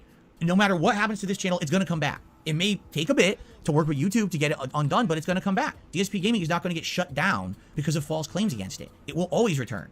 But this person will ruin your fun because they're going to basically make it so that I can't make content here for a bit. If this happens, it's bullshit, right? It shouldn't. What I would hope is that YouTube is smart enough that if these false claims issue, they'll review them and say, okay, this is not legit. But you don't know because, again, YouTube, a lot of it is automated. They're not that smart. I might have to talk to someone on support who doesn't understand what the hell I'm talking about. And then they got to, oh, I have to escalate this. And then it takes weeks for them to even fucking do anything about it, right? So, the reason I'm telling you guys... Did he just say support? What the hell I'm talking about. And then they got to, oh, a lot of it is automated. They're not that smart. I might have to talk to someone on support who doesn't... Yeah, okay, he said support. Well, it's not bingo, but it's not a thing to tick off. Cool stuff. Understand what the hell I'm talking about, and then they gotta, oh, I have to escalate this, and then it takes weeks for them to even fucking do anything about it, right? So, the reason I'm telling you guys is I don't know what's gonna happen this week. Okay, I'm already getting threatened by people who don't know what the hell they're doing because they're threatening the wrong person who has no power to fix what they're upset about. And it definitely seems like, all right, people are fucking idiots. Fuck off. Get out of here. Boy, you guys are dumb. People are being stupid and trying to derail my discussion. What I'm talking about is way more important than your dumb drama, so shut up. Anyway, so yeah, this is what's going on right now. And I hope that nothing comes of it. I hope that, what I would say is, I would hope that these detractors understand that what you're doing, you're shooting yourselves in the foot. Do you not understand that? You're eating each other up. You're going to make it not viable for anyone to do the content that you want to make. You understand that, right? Like, by doing this to each other, all you're doing is you're killing your own community, and you're making it now so that you're going to always have this air of attacking and drama. Is that what you want? You're making it sound like detractors are doing this to each other, Phil, with no basis for that assumption whatsoever. This is fucking Superhound all over again. Like, the fucking, there's everything we've seen from every single fucking claim against the several different fucking detractors. And the email address is fucking used points back to this fucking Superhound guy who has some sort of fucking website. It's a blank website which tracks your fucking IP addresses. I've made a video about this in the fucking past. This fucking guy is a fucking weird person. Like, hold on. Let me find my fucking video on this. 2 things. So I made a video on this fucking guy and the fucking things he was up to like a couple months ago.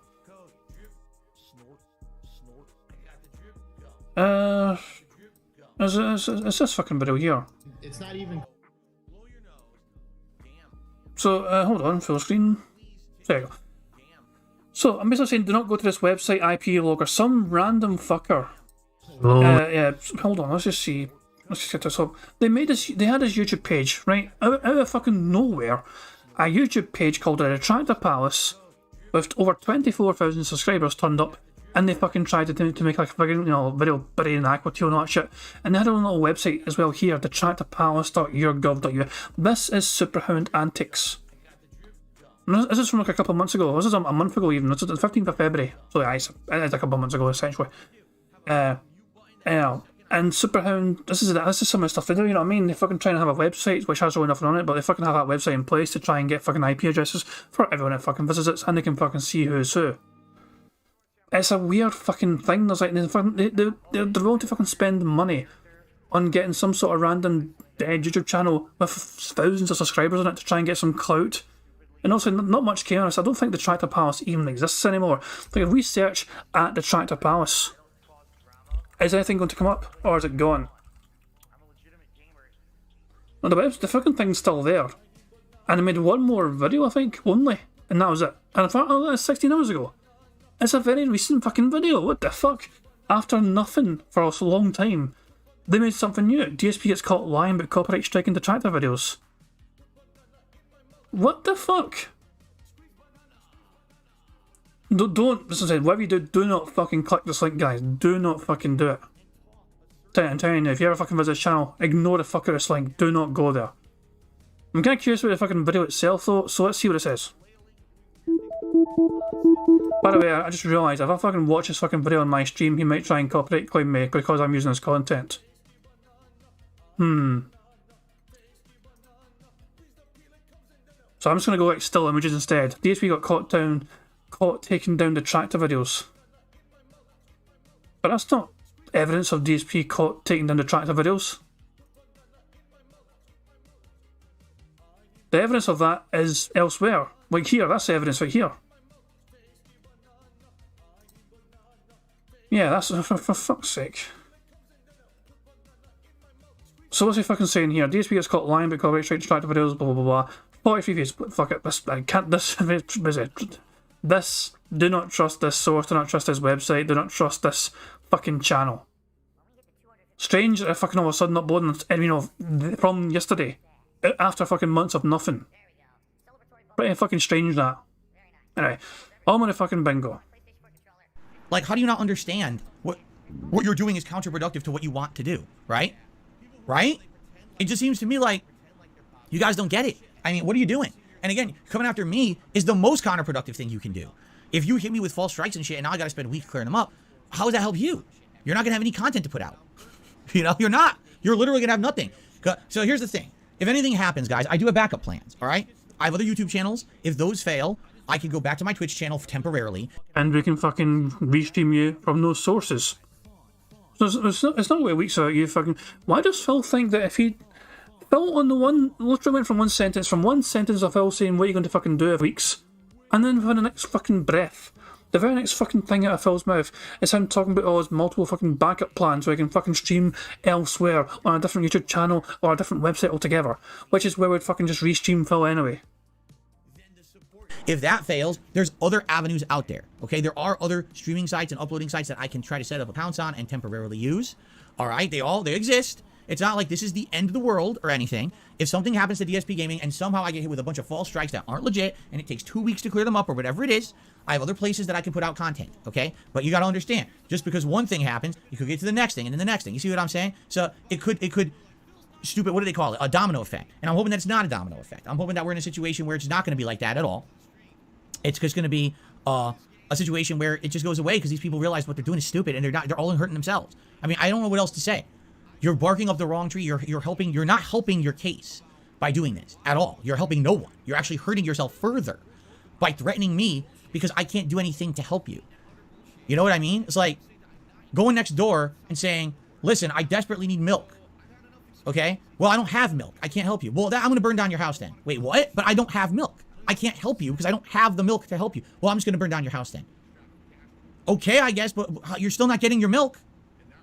Yeah, you know what I mean? Like, what are you talking about? That's the situation I'm in. It's like talking to a wall. So, I hope, again, I'm not part of this community. I hope that these detractors talk some sense into these fucking people who are acting like idiots. And be like, what are you doing? Like, do you not understand this is something we've been going through for years? This is a YouTube issue, and this is us trolling each other. We got to cut the shit out, right? I guarantee you there's got to be something behind it. Like, who would be doing this? There's got to be someone who has an intent, or they're trying to get something out of it, right? It can't be just someone, it's just happening randomly. There has to be some point to doing it, you know? So, figure it out, and leave me alone. I'm the one making the content you like to make fun of. Why the fuck would you attack me? If you attack me and you take down my content, then you have no content. You understand that, right? You literally have no content to work with if you take down channels and shit with false crimes that then I have to clean up. You know what I mean? So, cut the shit out. I just don't even understand. There's no logic. At one point, you guys said there has to be logic that's going to come through here, right? Please let logic prevail here. What you're doing is counterproductive for everyone. If I can't make my content, you can't make your content. What are you doing? I don't get it. So, I hope that's the end of it, all right? I've blocked this guy who is fucking threatening me. I mean, I'm not going to put up with the guy sending me email threats. He's an idiot. So I just blocked him, and hopefully that's the end of it, and we don't hear anything about it. But chances are, we might. Warder Leader's saying that he went from it someone doing it to the detractors. It has to be one of the detractors doing it to themselves. It can't be anything else, according to Phil Burnell. Yeah, we need to have a good idea who the fuck it is, for fuck's sake. In fact, I mean, if we're... I don't know, it's strange that... I just think it's a hell of a fucking coincidence that fucking Detractor Power's channel, which is fucking basically a Superhound, is fucking suddenly making a fucking video again at the fucking blue. Once all these fucking channels, the Outsiders all gone, and fucking Super Crazy's gone, and like fucking Raw DSP Archive and Dark Days Army is gone, and fucking Duty got fucking struck as well. All these channels all of a sudden are fucking gone, and this reasonably sized channel that was fucking 24,000 subscribers on Detractor Palace, which came out of fucking nowhere. The person bought an account with 24,000 subs already on it. So like dead accounts essentially, to try and make some fucking Detractor Clout channel, to try and become the main source of Detractor content. It's some weird fucking shenanigans going on there. It's something fucked up kind of going on there. I'm not sure. As I said, I tried my best to warn people about fucking going to the fucking channel before. I mean, visiting the fucking website, the fucking channel, you know, promotes on that Detractor Palace thing, you know what I mean? James Holter says, look at his stroke mouth there. Yeah, I'm going to say my pause game's on point.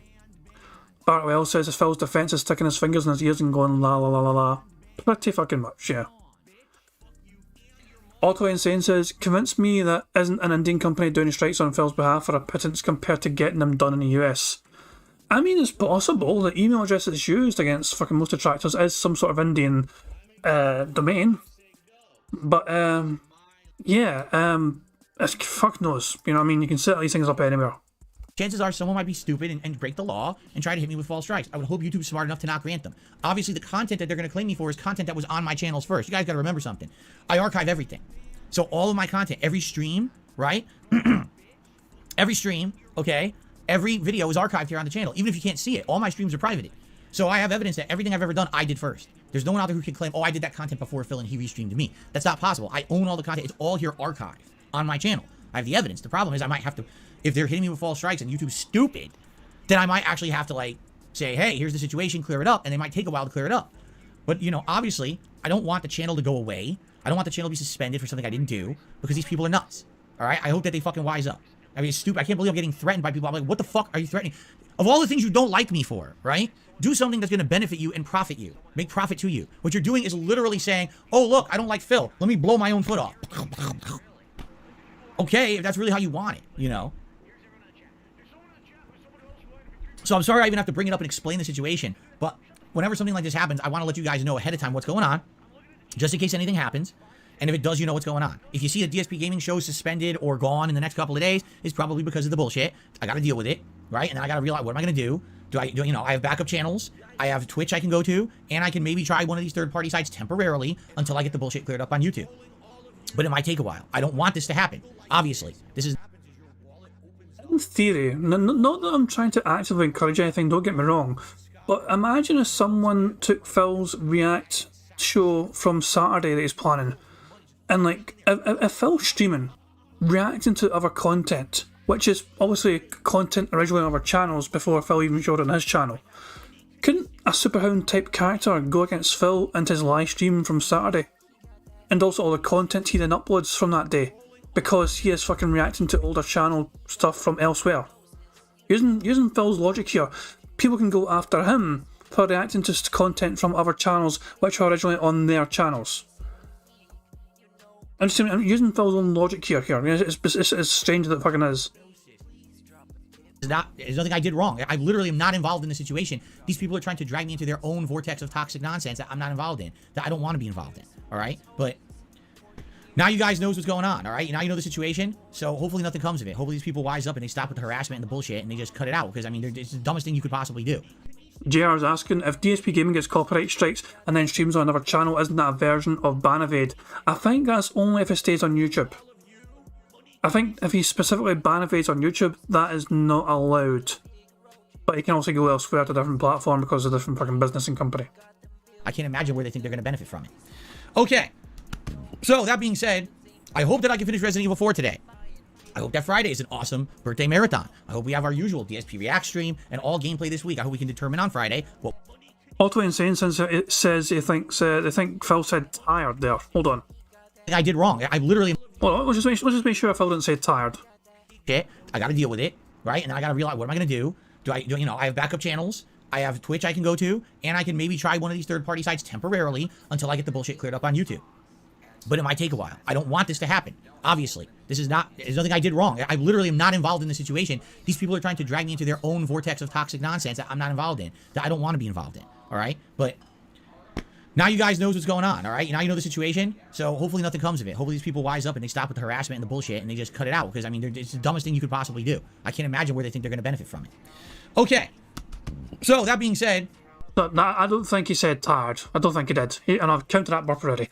Prophet says that yes, YouTube just changed the terms of service. If his React channel gets banned, he loses all the other channels as well. Oh, bugger me. I hope that I can finish Resident Evil 4 today.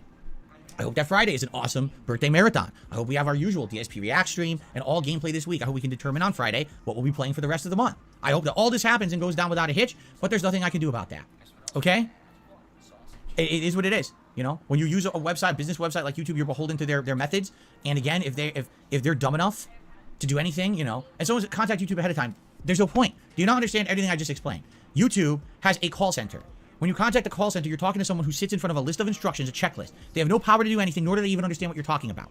So if I contact them ahead of time, I say, I'm being threatened with false copyright strikes. They're going to say, and? Did you receive a strike? No, I did not. Okay, well, contact us when you receive a strike and we'll help you deal with it. This is not someone who works for YouTube full-time, who's intelligently versed in how YouTube works, and they're a crack agent with the power to handle situations. That's not what YouTube has. They don't. I wish that would be ideal. If YouTube actually had that kind of intelligent level of support, they don't. I'll tell you, it's like, and even when YouTube does anything, you don't get any word about it either. Like, there's been times when I contact that support, and they say, well, there's nothing we can do, but we'll refer it to our internal team, and then I hear nothing back, but then within 2 days, the issue's fixed. So the team handled it, but they didn't even tell me. You see? That's how it works. So, yeah, you know, nothing I can do about it, man. I wish preemptive notification to YouTube would help. It doesn't. I wish contacting them about the things happening in my name, the impersonation, would help. It doesn't. I wish it would. I can't do anything about it. I really want to have something happen positive in this regard. It doesn't, you know, it doesn't seem like it's going to happen. It sucks. Until YouTube improves. I mean, YouTube's been around now for, what, 17 years, 18 years? They're not improving in this regard. They're you know, they really haven't. I wish that they had a transparent dialogue with creators about this kind of shit. I wish that they would improve their copyright system. I can't believe they haven't been sued about it yet. Because literally every claim they grant is a breaking of the law. It's not how you're supposed to enforce copyright law. You're blaming people for things they're not doing and then making them clean up your mistakes as opposed to proving the wrongdoing first before you issue the punishment. It doesn't make any fucking sense at all. At all. So, whoever this person is who's impersonating me now, stop. Whoever it was in the past, stop. But I've said this before. No one should be impersonating me, taking any content down. I don't condone it. And I've even said this too. Don't white knight for me either. That's stupid. Don't white knight for me. If I'm gonna say something, I'll stick up for myself. All right? I don't need anyone trying to do shit in my name, thinking that they're being some kind of a crusader for me. No, absolutely not. Cut out that shit. All right? My attitude, stay here, make fun content for the audience that likes me. Don't worry about the white noise on the outside. It's always going to exist. I've persevered through it for how many years? Over a decade. I'm not going anywhere. I'm going to continue to make the content I love, and people will still appreciate and support it. Why do I care about anything on the outside of the periphery? I don't want to be involved with their bullshit. So just leave this alone. Whoever this is, if you're truly doing it because you think you're helping me, just stop. It's not what I want, and I'm telling you right now, you're doing more harm than good. You got to stop with the bullshit, okay? But truly, do I believe that it's someone doing that? I don't think so. I think it's someone who is trying to be malicious, maybe even it's a troll, doing it to other trolls on purpose, you know? And it's the only thing I can think about, you know? Really. It's the only thing I can think of in this situation. Anyway, I'm done with that segment. That's it. That's all I have to say. Let's hope for the best. Let's hope that no nonsense hits DSP Gaming, because I want to keep making fun content for you guys. Like you said, this week, we actually got a good lineup. We're going to be today Resident Evil 4, Friday the Marathon, and then whatever new games I end up playing this week as we determine on Friday, it should be good stuff coming up. And obviously, I don't want interruptions or hindrances to that, you know, but we'll see. I guess we'll see what happens. Okay.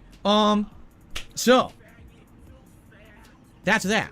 Outside of that, as you can see, our daily goal for members is a little bit higher than usual. We're at 512 members right now. I'm hoping we hit 520 by the end of the day. Well, why? Because today we're going to have increased attendance for sure. Playing Resident Evil 4 all day. This has been the hot playthrough I've been doing for weeks. Attendance has always been high. Now would be a great opportunity if you were looking to support the channel. Giving memberships to the community today would be huge because there's going to be more people here ready to accept them. So thank you in advance to anyone who supports the streams. But if you want to give some memberships to the community, or maybe you're someone who's been looking to become a member or renew a lapsed membership, today would be a great day to do that, okay? Releases today. And there are some big mixed opinions about this movie, okay? Basic critics don't like it. Critics think the movie is bad, all right? Now, when I say that, I mean 40-something% rating on Rotten Tomatoes. Less than a 50% rating. That's bad. That means they really didn't like it, okay? And that's sad, and I'm wondering why. And I didn't spoil myself on the plot, but I did just happen to peek at a review or two here or there. And basically, here's what I found. What they're basically saying is, sadly, this movie, it's definitely made for little kids. And what I mean by that is, it's an insanely fast-moving movie. Like, they really don't give enough time to develop much. It's kind of like, here's what's going on. Here's a scene. Here's a scene. Here's a scene. Here's a scene. Here's a scene. Here's a scene. There's no development. There's no, you know what I'm saying? It's just like, something happens, something happens, something happens, something happens, something, on, move it. Now, let's be honest here. What kind of an audience do you think that appeals to? Right? Little kids. It's exactly what it appeals to. Little kids who just want content. Sounds like it appeals to your kind of fucking audience. Hell, you fucking fall asleep during a 20-minute cutscene in Like a Dragon Ishin. Sounds like it would appeal to you, Phil, because you're fucking falling asleep if you've got to pay attention for fucking more than 5 minutes at a time on some fucking story action or some story narrative being crafted in a fucking video game. I'm just saying that this looks like it's going to be a perfect movie for Phil because it means he's not going to get fucking bored and fall asleep trying to pay attention to some particular storyline. Right? Little kids. It's exactly what it appeals to. Little kids who just want constant, attention. You know, being pulled in different directions.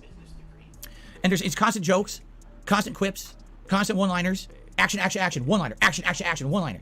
No real drama. Nothing really for adults. That's also what I heard. Like, unlike other movies, like Disney movies, usually have something for adults in the movie at some point that it would be appealing to an adult. That this movie doesn't really do that. It definitely is a movie that's geared more towards kids. So, here's the thing, like, this I have a double opinion on this almost, because I can kind of see it from both sides. On the one hand, okay, Nintendo consoles have been the consoles for kids for 20 years. Ever since GameCube. That's really when it was determined that, okay, Nintendo's going in a different direction. They're making a console that looks and plays a little different. Careful now. You're about to be fucking pissing off Nintendo fanboys again. It's for kids. The kid-friendly console. Everyone else went in a different direction with Xbox, PlayStation, everything else, while Nintendo stayed kid-friendly. So if you're going to think they're going to make a movie about their flagship series, Mario, it's going to be for kids, right? That's what you would think. It makes sense. At the same time, as we say all that, Super fucking Mario Brothers.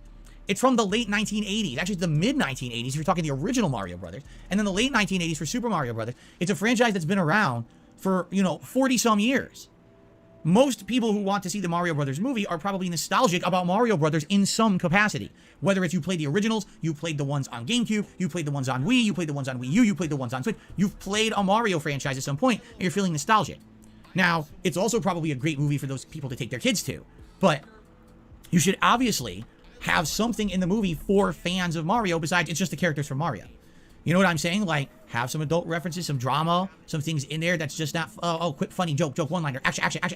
I could get that. And I'll be honest with you, like, I was kind of excited to see the movie, but hearing this, maybe I won't see it now. I don't want to just see a movie that's just a bunch of, quick, I don't know, man. That kind of sucks. No development of the characters, nothing, just action. I don't know if that appeals to me when I'm about to be 41 years old. But maybe I'm wrong. The audience scores are good. The audience scores so far are really good. Everyone who's seeing it and then going to Rotten Tomatoes to review it after the fact is essentially saying, hey, we love it. It's good. So I don't know. What do you believe? Do you believe that the critics just have a bug up their ass about the movie? Because here's the thing. It's not like critics always review animated movies poorly. They don't. There's been animated movies that have had quite high ratings. Even some of the Disney ones recently have had quite high ratings from critics. And the question is it a matter of this one actually is bad? Or, you know what I'm saying? Is there something in the movie that rubs them the wrong way? I don't know. And again, it's hard to trust these days. It is. So, I kind of scratch my head like, what do you believe? I don't know. I don't think any of you have seen it. It comes out today. So, and the only people who've really seen it saw the last night, midnight previews and stuff. And now people are starting to see it over the course of today. So, anyone who sees it, I'd be very curious to hear your opinions. Now, please don't spoil the story or anything, right? But I would certainly like to at least know your opinions on it and what you think. Lanuli says, for reference, the Sonic 2 movie, which I really recently, just 2 weeks ago, reviewed that on DSP Reacts, by the way. The Sonic the Hedgehog 2 movie. That one got a 69% rating on Rotten Tomatoes. And this Mario movie only is in the 40s. 69%? Nice. So, obviously, the thing, it's even worse than Sonic 2. I thought Sonic 2 was alright. It was definitely like an action popcorn movie. It definitely was not in line with, like, the games. It really didn't feel like it was the games, quite frankly. It was a very different thing, a very different entity. It was still a good action movie, in my opinion. So, again, I don't know what is it that they're really not liking about this, but it's kind of an interesting topic. I think we were all expecting everyone was going to love it, and it was going to be this giant dynamo movie that was going to be, make records, and then Nintendo was going to start a giant franchise of movies that were going to be based off Nintendo properties if this one did well. Well, if the reviews are already initially bad, how will it do? I guess we're going to find out, right? We're going to see over this week into the weekend, how does it do? Does it break records? Does it do well? Or is it just kind of meh? Or does it fail? And based on that, Nintendo might make some important decisions, okay? We were just talking yesterday, what Nintendo franchises would you like to see as a movie? Zelda, Metroid, those would work, I think. So, let's see. Let's see what happens, all right? All right. Outside of that, I really don't have anything else to talk about, so I think we're going to start with shout-outs for the stream today. So we start off on the YouTube side of things. So, Gloria, thank you for the super chat. I don't care about drama. I don't want to be involved in it. So I thank you for the super chat. I don't care. I've telling you guys, I'm not involved in drama anymore, okay? I'm just not. I want nothing to do with it. Okay? Nothing to do with it at all. And, leave me out of it. Thanks for the super chat, though. And, Kevin did a super chat. He said, I swear trolls are the DSP equivalent of people who are persecuting Trump, oh boy. Phil did nothing wrong and is falsely claimed to be the one doing wrong. Let's please not make any political parallels here. I don't know what... I'm honest with you. I'm not been paying attention to the politics of this bullshit with Trump or anyone. I'm not paying any attention. I don't want to be involved in it. I don't want to know what's happening. I don't care. This whole country has been in this weird political, polarized witch hunt mode for like 5-6 years. Ever since Trump got involved with politics, and it just hasn't stopped. It's just been continuing on and on. And it gets to the point where it's sickening. Like, I don't care about this shit. Just fucking, I'm tired of it. I don't want to be involved in politics. It's just like everyone wants to pull you into politics every fucking direction you go, right? So, He said tired. He's tired of it. He's tired of it. We're doing quite well bingo-wise. That's another bingo right there. We are 3 away from a full house, and there's a good chance he's going to say Q&A because I don't think he's got much else to talk about. And he's got plenty of time. I appreciate the super chat, Kevin, but I am certainly not going to agree with what you're saying. I want nothing to do with that, nor do I even understand the situation. So, I'm out of that nonsense. 1,000,000% meaningful unique. There is. He's read it. Fucking super chat. I want to see his explanation first. Then the super chat says, why do you say these so often? Likely because they're mannerisms. Okay, so there we go. I'm going to tick off million now. Even though it's 10. I feel a bit annoyed that someone like baited him into saying it, and it feels like it's kind of bingo related. You know what I mean? It feels like somebody intentionally tried to get him to say it for bingo purposes. I don't know, but yeah, fuck it, I'll count it. They're dialect mannerisms. They're things that you adopt in your dialect as ways to emphasize or ways to stretch out a sentence while you're thinking of the next thing that you want to say. Right? So instead of saying, it's totally true, I'll say, it's 1,000,000% true. Right? Why do I say that? Because I'm saying 1,000,000%, it's emphasizing the fact that what is true, but also it gives me a moment to have my mind calculate the next statement I want to make. But you just said it's a fucking mannerism. Like, why don't you just fucking deal with Addy and use the word fuck to use as a fucking filler thing? You know what I mean? If I'm trying to fucking extend my fucking vocabulary, I'm going to use the word fuck in a variety of different ways. You can use the word fuck as a fucking nerve, as a verb, sorry, as a noun, as an adjective. It's an extremely flexible fucking word. It's like a fucking doing word. It's a fucking describing word. The word fuck is extremely fucking versatile. And I can across all fucking instances across our fucking English language. It really is. Honestly, I mean, you cannot go wrong with the word fuck. Unless you're trying to fucking make money on YouTube, of course, because I don't fucking like that word. Which is why there's not a ton of frequent pauses when I'm talking. I'm able to keep talking continuously. A lot of people actually say that to me. They say, how are you able to talk all day? Here, 1,000,000% meaningful and unique. Moo. People say that to me. They say, how are you able to talk as long as you do? Like, how are you not stumbling over your words? How are you not constantly at a loss for words and not knowing what to say? Because I've done this now for many years. I've gotten to the point where I've got this method down where my mind naturally does things so that the next thing can happen. You see? You know, but why do you do this with your hands? Because now you're distracted by the hands moving, and I can think of the next thought I want to say before I say it. But it's just something naturally that's happened over time. Do you see? I didn't used to be like this. I didn't used to talk all myself with my hands. Is he pig-splaining T-posing or something? What? I didn't used to have these mannerisms. These were developed over time. A lot of them are unconscious. I don't even realize I'm doing them. Half the time when I use these mannerisms, I don't realize it. And then people bring it up. Phil, why do you always say this? Why do you always say that? Because it's just something that's been developed over time, and it's a natural way of moving. I think the older I'm getting, the better I'm getting at it. At the same time, though, I'm getting older, so therefore it's harder to maintain. It's definitely harder to maintain that train of thought. Like I've said, sometimes I want to say one thing and I say completely the wrong word. I'm like, huh? I want to say apple. I said orange. Like, what the hell? I think that happens as you get older. You get a little befuddled in your head. But outside of that, I think actually I'm getting a little bit better at it. The more that I do it, and I become a better speaker. So there you go. That's what the mannerisms are. They're not meant to mean anything or anything with that, So Gloria to the Super Chat says, I'm done with the drama now too. Good. Because I mean it. Like, I don't want to hear it. I don't care what people outside the stream are saying about me. I don't care who's talking about me. I really don't. I want nothing whatsoever to do with it. If I do, I'll talk about it. I don't need you guys to bring it up. I don't need anything brought to my attention. You know what I mean? Like, I'm out of it. I'm out of the bullshit. The least involvement of the bullshit I have, the better. I want nothing to do with the nonsense. Okay? Thank you. Okay. I got a tip. A $10 tip. Let's take a look at this. From Leon S. Baxter. I'm not putting that on the leaderboard. Do you like this more than Resident Evil 2 remake or less? Anyway, I want to show some support. As I stated, once I beat the game, I will let you know what I think. I'm not going to make a statement about that until I actually beat the game. It would be kind of foolish, right? What if I say, oh, it's so good, and then the last hour is awful? I'm like, wow, it really ruined it, right? Well, I don't want to make that statement. That'd be really dumb to make a statement early before you've completed what you're reviewing, right? That'd be like, oh, I've watched 3/4 of the movie. I'm just going to review it now. And then you review it, and then the next day you watch the ending. You're like, wow, it's the worst ending ever. Now my whole review is false, I said I liked it. So I'm not doing that, okay? Okay. Darth Revan re-upped their membership for 9 months. Says 9 month hype. Not as long as some others, but still appreciated. And thank you for that level of support. I really, really appreciate that.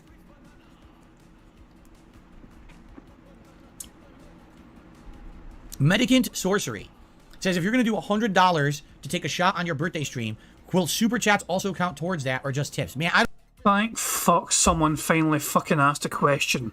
Yeah, they fucking gave Phil money to fucking ask your damn question, but thank fuck Phil has been asked to fucking clarify. $100 to take a shot on your birthday stream. Will super chats also count towards that or just tips? Man, I don't know, because here's the thing. Last time when I did this was the Super Bowl event, right? And this was like early February. So we do this marathon event, and I'm thinking, no one's gonna do it. $100 to see me take a shot, maybe one person, you know? And so it did happen. I took one shot, and it happened again. I took another shot and another, and I was like, oh my God. So I think I had to take like 4 or 5 shots in the course of like an hour and a half.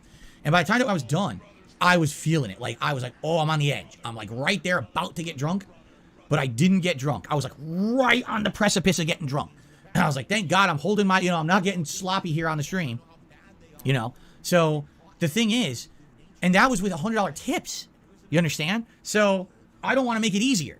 I feel like already I was at the level where I was going to be like, oh, so there's no way. And people are like, will you drop?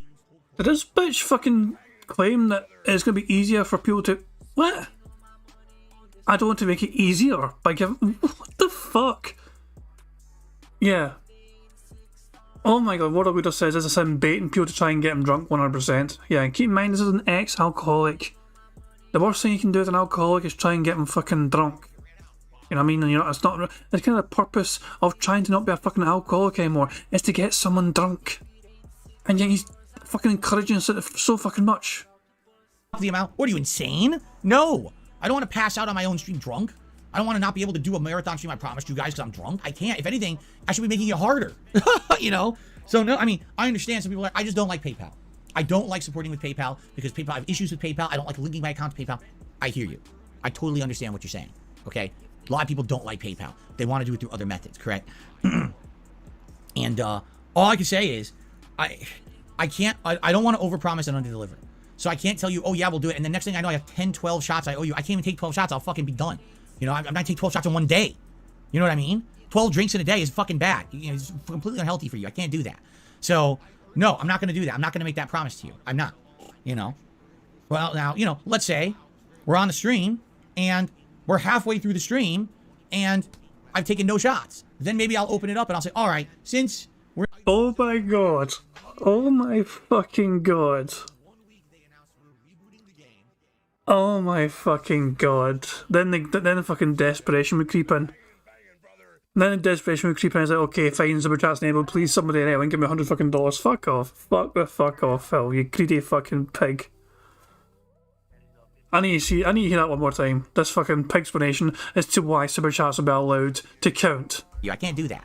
So, no, I'm not going to do that. I'm not going to make that promise to you. I'm not, Well, now, let's say we're on the stream and we're halfway through the stream and I've taken no shots. Then maybe I'll open it up and I'll say, all right, since we're in a situation where there wasn't a lot of, contributions in that regard, if anyone wanted to do it as a super chat instead, maybe I would accept that instead. Well, I'm not going to do that now. I actually didn't even make the announcement of what it was going to be yet. You realize that, right? All I said was, for a large contribution, I'll take a shot. That's all I said. I didn't even tell you the criteria yet.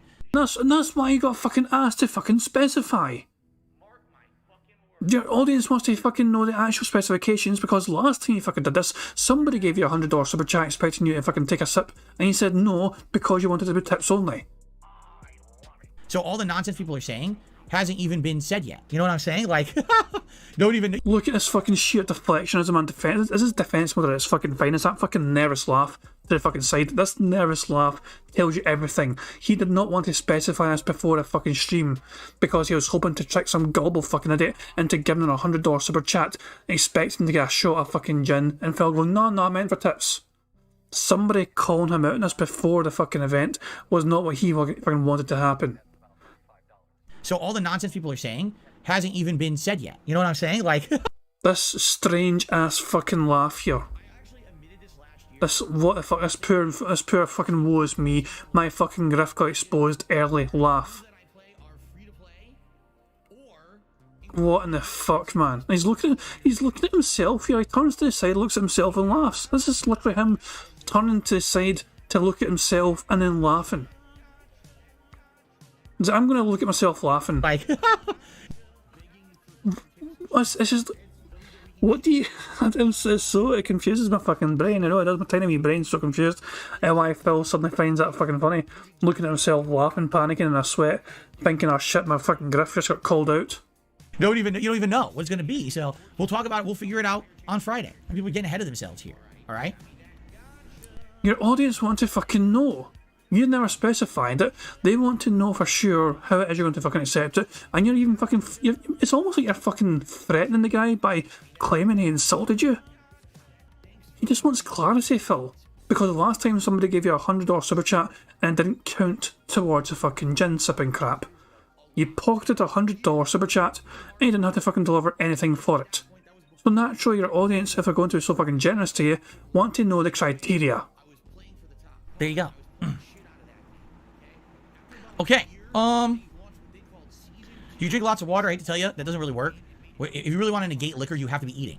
You have to be eating with it. Because if you eat while you drink, you can actually... What's the word? You make it affect you slower. It won't take effect as... It won't hit you as hard. Because you also have other things digesting in your system. It's not absorbing the alcohol at the same rate. You see? Alright. I really don't even know what the big deal is anyway, but okay. Alright, so guys, we have some extra time. If you guys would like to talk... and have some little bit of Q&A here before we begin. Q&A, we are one away. We are one away from a full house, and it is necessarily. In with Resident Evil 4 Remake conclusion, I'm, open to that. You want to tag me in the chat? Did I play the horns before that? I don't even think I played the horns. A little bit of Q&A, I'm down for it, okay? Cool. Ooh, excuse me. Do I think an Outlast movie would be good? To some extent, it would be quite scary, I feel, if you did an Outlast 1 movie. I think they could make it work into a really messed up, gory horror movie. Yes, I think that could work. Crispy, no, I don't have tips for you using OBS stream elements because I've never really used them integrated. No, I don't. For me, I've used the most basic level of anything is the most I've ever used. There's all these complex things. I think Streamlabs has one, Stream Elements has one. There's other services too. So you can get these suites of content. You pay them. It's a premium price, like a monthly subscription. And then you get all these overlays, these templates, these animations, and you could use them on your streams. I've never done that. I've only used the most basic level of operation of them, so it wouldn't help you. You know what I mean? Jade, I'm glad to have you here, man.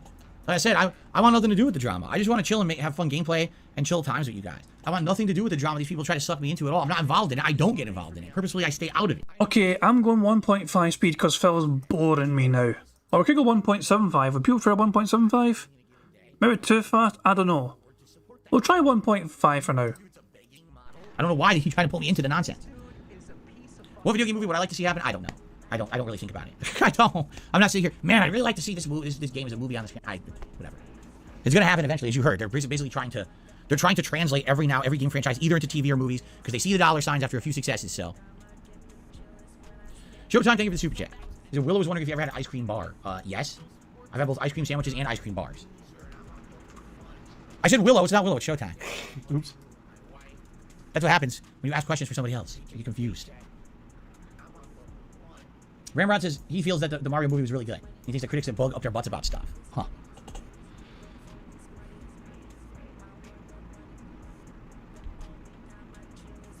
Let's see here. King Gabriel took me $4.20. Said, I can only watch a few hours of Resident Evil 4 today. I'll have to watch the rest of your playthrough on demand. I'm currently on a third playthrough with an infinite rocket launcher. Would you consider doing another run in New Game Plus? I don't think anyone would want that.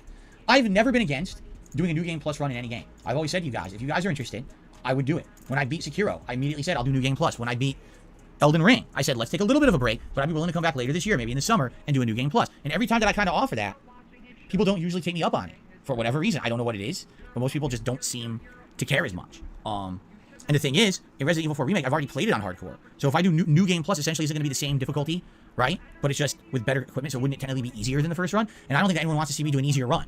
If anything, I think people would want to see, a even harder run, right? So I don't know. There's a professional difficulty, and that difficulty has no auto-saving. So the only difference between professional and hardcore is that it only will resume you from typewriters. That's stupid. That's really dumb, actually. Because that's not harder. That's just waste your time. You see what I'm saying? Like, oh, you died, so now you have to backtrack and beat the 3 rooms you already beat. But that's not challenge. That's repetition. That's called annoyance. That's not challenge. If it were a harder, like if it was legitimately, hey, we up the difficulty even more, from the first run, then I'd be down with that. You know what I'm saying? Okay, but if it's the same exact game, but now there's only typewriters, that's dumb in my opinion. I don't think that's worth the time at all, actually. I think that would actually be quite boring to see me just do the same thing again. The enemies are tougher. You cannot mash L1 to parry. Well, I never mashed L1 to parry to begin with. Am I going to do a Pokemon DLC that's coming? It doesn't have a date, does it? They announced it, but they didn't give it a date. If they give it a date and we see what the time frame is, as long as it's not, you know, hindering a bunch of other stuff, I'd be down for it. You guys seem to like the DLCs the last time that there was a Pokemon game, so maybe I would do it. I don't know. What's the scariest moment ever in a video game for me, says Joey1800? I mean, nothing will ever beat the dog jump scare in Resident Evil 1, because that was my first jump scare ever in a video game. I'd never been scared in a video game ever before. And then I'm playing Resident Evil 1 and those dogs jump through the window, and I legit, my heart went, whoop! And I was like, oh my god, I was like really badly scared by that. Like, did not expect jump scares in a video game at all. It got me real bad. So I don't think anything in the game will ever get me that bad ever again. I really don't think so. I think that's the extent of it right there.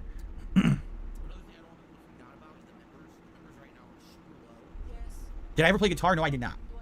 I never played guitar.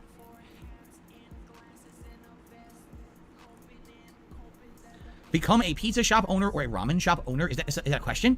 Like if I had a choice between a pizza shop or ramen shop? I mean, my roots are in authentic Italian cuisine, you see. So my roots would beckon to me, you must open a pizza shop. Even though I have no experience making pizzas. I have a lot of experience eating pizzas, but I don't have any experience making pizzas. So it would be my authentic Italian roots would beckon to me and say, Mamma mia, Felipe, make the pizza pie. You take the dough and roll it out, you toss it in the air, and the flour, the mozzarella, and delicious. I have no knowledge of how to make ramen. I love ramen. I think ramen's great, but I think I would probably have to stick with what I'm authentic at. So, there you go. Okay. Would I cook people like they did in Sweeney Todd? Only if they upset me. They'd have to upset me pretty strongly to get cooked like a pizza. What was that? What was what? That's racist? I'm Italian. How could it be racist if I'm Italian? You know, oh my fucking god. Oh my fucking god. You're not Italian, Phil. You're mainly American. Oh my fucking god. Phil has made pizza before. Let me try and find it for you guys. Let me see if I can quickly find it for you. DSP pizza. I don't know if I'm going to find this easily. What is this? Easy to find? I found it.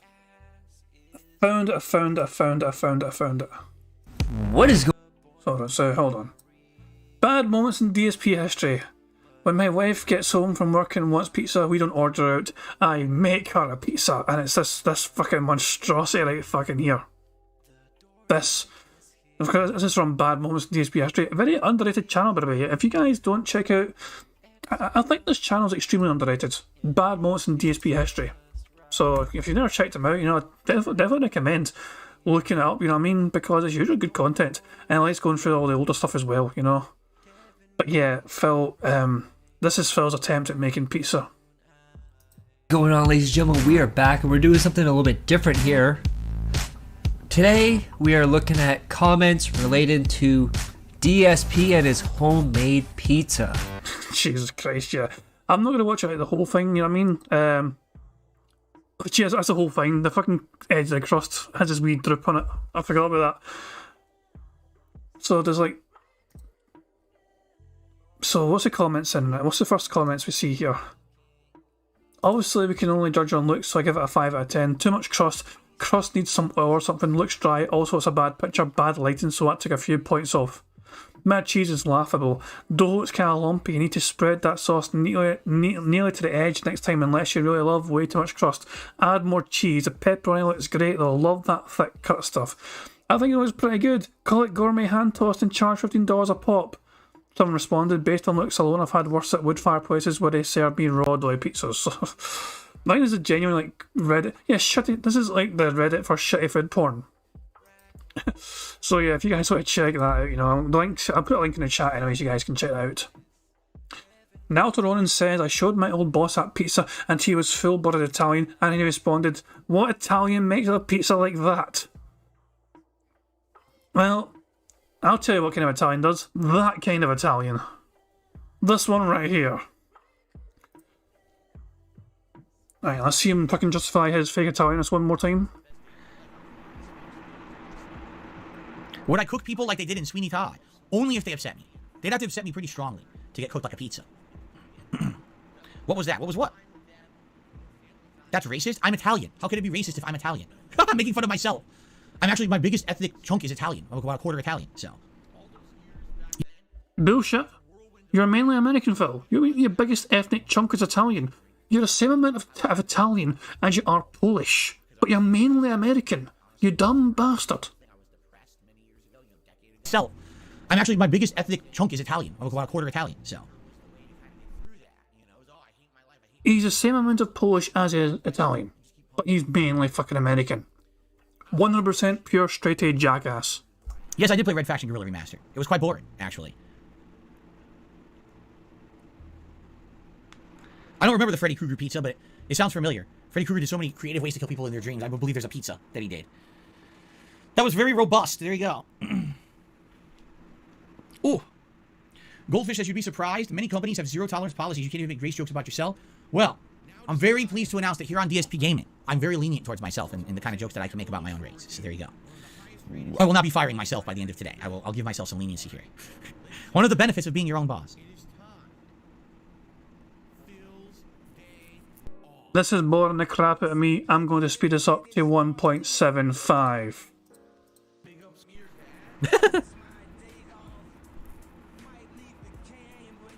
Clean out my desk. Oh, I remember cleaning out my desk. I remember cleaning out my desk when I got laid off. It was pretty messed up. Because they basically just gave me like a box. They were like, here, just talk. Whatever's immediate in your desk, that's yours. And you need to take home with you right away. Throw in this box. And then you gotta get out of here. Right now. Can't even go through the building and say goodbye. Get out. They said, don't worry. We'll mail you everything else. And I was like, okay. So I took all the things that immediately were like mine, my property. You know, of course, my wallet, my personal belongings that were in the desk. Took them all, put them in the box. I leave. About 2 weeks later, I get a box in the mail. And I open it up, and it's literally everything from the desk. It's not even mine. It's theirs. They sent me their shit. They sent me a footrest. That was theirs. They sent me like all these things, like they sent me the stapler. I was like, you sent me the shit. It's not mine. They were so dumb. They sent me all their own equipment from the office because they're so stupid. I'm like, some genius level stuff right there. Like, what the fuck do I need a footrest for now? I'm not at a desk anymore, stupid. You laid me off. Pretty dumb. I wish I got the chair. The chair, they actually, because I had a back injury back then, they actually got me a nice ergonomic chair that was pretty good on the back, pretty supportive of the back. And I loved the chair, but it was probably an expensive chair. And they did not send me the chair. I was very upset about that. I would have loved the chair. Was it raining when I got laid off and Phil Collins was playing on the ride home? I actually have no recollection. I really have no recollection of that at all. Zero.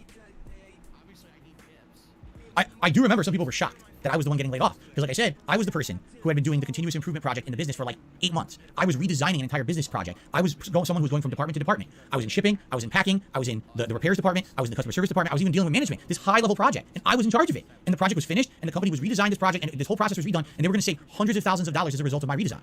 And then within a month, they laid me off. So I'm walking out, and people are looking. They were like, what? Like, shocked. It's not like, oh, you know, okay, he was on the chopping block. People's eyes were like, what? My guy who sat right across from me, his name was Brendan. He looked at me, he's like, Phil, what?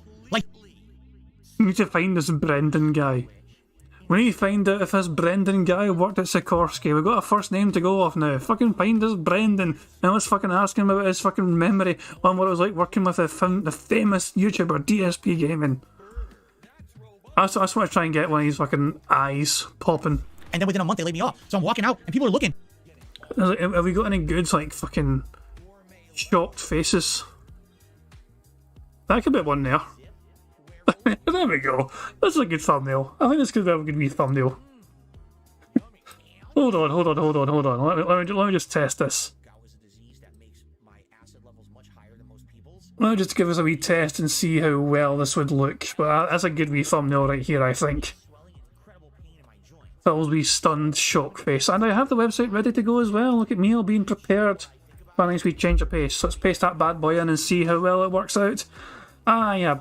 Bastard, it couldn't fucking differentiate Phil's fucking shirt from the fucking side there, the fucking black cloth here. This black cloth is ruining so many different fucking...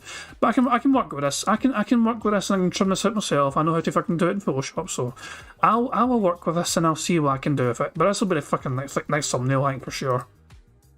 But yeah, nothing else. It's just this left-hand side I need to fix. That's easy enough to do.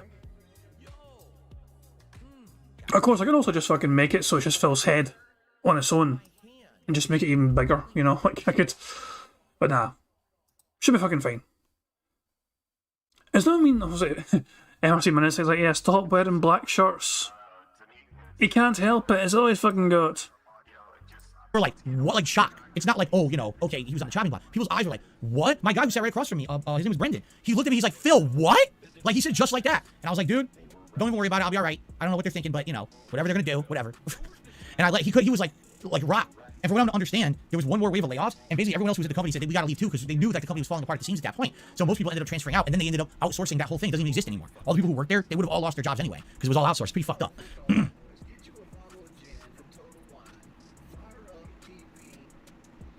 Should have thrown a stink bomb in the office before I left. What's the point of that?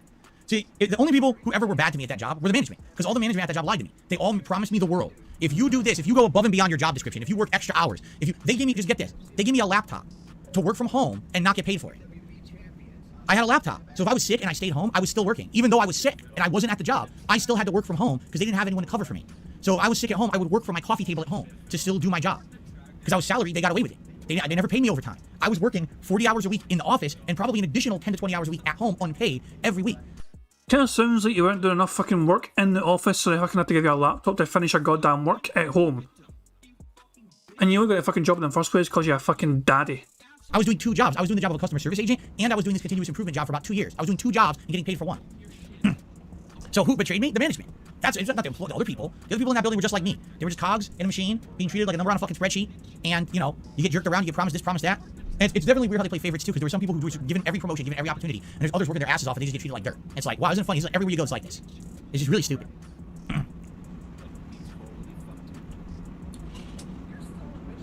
Yeah, and it's funny because some people say, well, maybe it was a blessing in disguise. You never know. If management actually had been good, right? And if the company maybe had better direction, and I'd stayed with them, then maybe it would have been an awesome lifelong thing to do. And maybe my life would have been dramatically different in another way. Maybe I would still be living in Connecticut. Who knows, right? But you never know. You know, we're not in a freaking multiverse. You don't know what happened in an alternate dimension with this or that. All I know is, you know, for the last 12 years of my life, I've been self-employed. I love being self-emploed. I love doing what I do for a living. It's evolved to the point where now I really enjoy doing what I do for a living. I really only met my wife as a result of me being in the life situation that I was. If I was still in Connecticut working that office job, I likely never would have met Kat. You know what I'm saying? So maybe things do work out for the best in the long term, right? Money, yeah, yeah. Money, money. Oh, money, money. Yeah, yeah. Money, money. Thank you very much for Logan K for the super chat. It says, oh my god, Phil, you were doing hours off the clock. They scammed you, you mark. I mean, to me it just sounds like Phil was not fucking doing enough work in the office to fucking fulfill what he was getting paid to fucking do. And so they fucking bumped him round from fucking place to place within the fucking company to try and be fucking useful anywhere. And it just sounds to me like he fucking pissed off every single fucking, you know, upper level person he went to. Regardless of where he went within that company, he was pissing them all off one by fucking one. That's how it sounds to fucking me anyway. That he couldn't be fucking any use of whatsoever anywhere he fucking went. So he said, okay, this guy's not as fucking useless. I don't care if he's David's son. You know what I mean? David, you know, should have fucking Dave Burnell, Phil's daddy, who had a fucking higher up position in the fucking company. They're probably like, you know, we're trying to fucking best to accommodate this fucking retard son of his, but we can't fucking do it. He's fucking useless. We've tried to fucking park him around to fucking several different teams, but he cannot help anyone. He is goddamn fucking useless. Let's just fucking fire his ass and apologise to Dave later on. Job, I likely never would have met Kat. You know what I'm saying? So maybe things do work out for the best in the long term, right? Maybe this is the best. Maybe this is a better situation, better, you know, because I am happy in my personal life. I'm very happy. So maybe I would have had a better professional life if I was working in this office for the last, 12, 13 years, because at that point now I would have been working there over 15 years, right? I probably almost 10 years when you think about it. But at the same time, maybe the job would have been good and I would have hated my personal life. I don't know. You know, it's all hindsight. You don't know. You have no clue. So all I can say is, hey, I'm happy to be where I am. Thank goodness. Thank goodness I'm not disgruntled about it. I'm not like, oh my God, my life is ruined because these guys betrayed me and laid me off and did horrible things and promised me the world and lied to me. It's not like that. You know what I'm saying? Like, it's just really not what happened. And that's a good thing. So why do I look so old at 40? I mean, do you really want the answers? Well, probably two factors. Number one, incredible amounts of stress with the shit that happens to me constantly that's out of my control, right? It's one thing if you're stressed out because there's things in your life that you can control and, you know, mistakes were made or whatever. For me, it's just like so many things are out of my control in my life that I can't help. We're in a situation right now. People are literally threatening me for something that I didn't do and I can't fix. Did you think that causes stress? Of course it does. It's aging me. It is. Take a look at me 10 years ago, in 2012, 2013, and compare it to a photo now. And look, all my hair on my face has gone gray. My whole face is gray. Completely. Right? It's, I lost weight, and that's a good thing. That I've lost weight in the last 10 years. That's a very good thing, because I used to have major issues with my back and legs and stuff. And that's all gone now. Right? But when you're constantly under fire for shit, and stuff that's out of your control, it's just like, what exactly am I supposed to do about it? And the other factor, I'll be honest with you guys, is health issues. I have health issues that I don't tell you about. It's not your business to know my health issues, but I have health issues that have caused problems. And, you know, it makes me, it causes added stress, it causes problems, and it makes me look, you know, how I look. You know? So, it is what it is. All right, guys, I think it's time to end the show, shall we? Let's end today's Level 1 podcast. Thank you for watching. Thanks for listening. Let's all, fingers crossed, arms crossed, legs crossed, toes crossed, hope for the best. that no bullshit happens in the next few days with these bullshit threats I'm getting. Let's hope that people listen to reason and aren't insane and do dumb shit that are just gonna shoot themselves in the foot. And let's enjoy Resident Evil today. I'm gonna enjoy my day off tomorrow, my actual birthday. Let's hope we come back Friday and have a great marathon stream, right? I'm moving for the best. That's all I can really do. Was that a burp? I think we managed to get a full house. I think we got a fucking full house, yeah. I'm going to count it, but let's just hear it again. Hold on. Let's just fucking slow it down. Let's slow it down and see. Let's hope we come back Friday and have a great marathon stream, right? That is normal speed, by the way. Is that 2 burps? Back Friday and have a great marathon stream, right? I'm moving for the best. It was just the one. That's all I can really It was just the one. But hey, that's a burp. That's a full house. We got a bingo. We got a full house. Finally. I thought we were going to fucking fall short there because it would to fucking end the goddamn podcast. But we got it. We got a full house, and that is a fucking full house. And yeah, it doesn't even fucking matter anymore. How else Phil doing? Okay. Looks like a lot of trick. $41 fucking dollars. Fucking hooray for that shit. I didn't even realise I still had this fucking thing open. I thought they usually fucking close these as well. Fuck Phil and fuck his fucking shitey fucking, stream. We have bingo matters to attend to. So, let me get my wee thing open so I can try and pick a fucking winner. Give me a second here.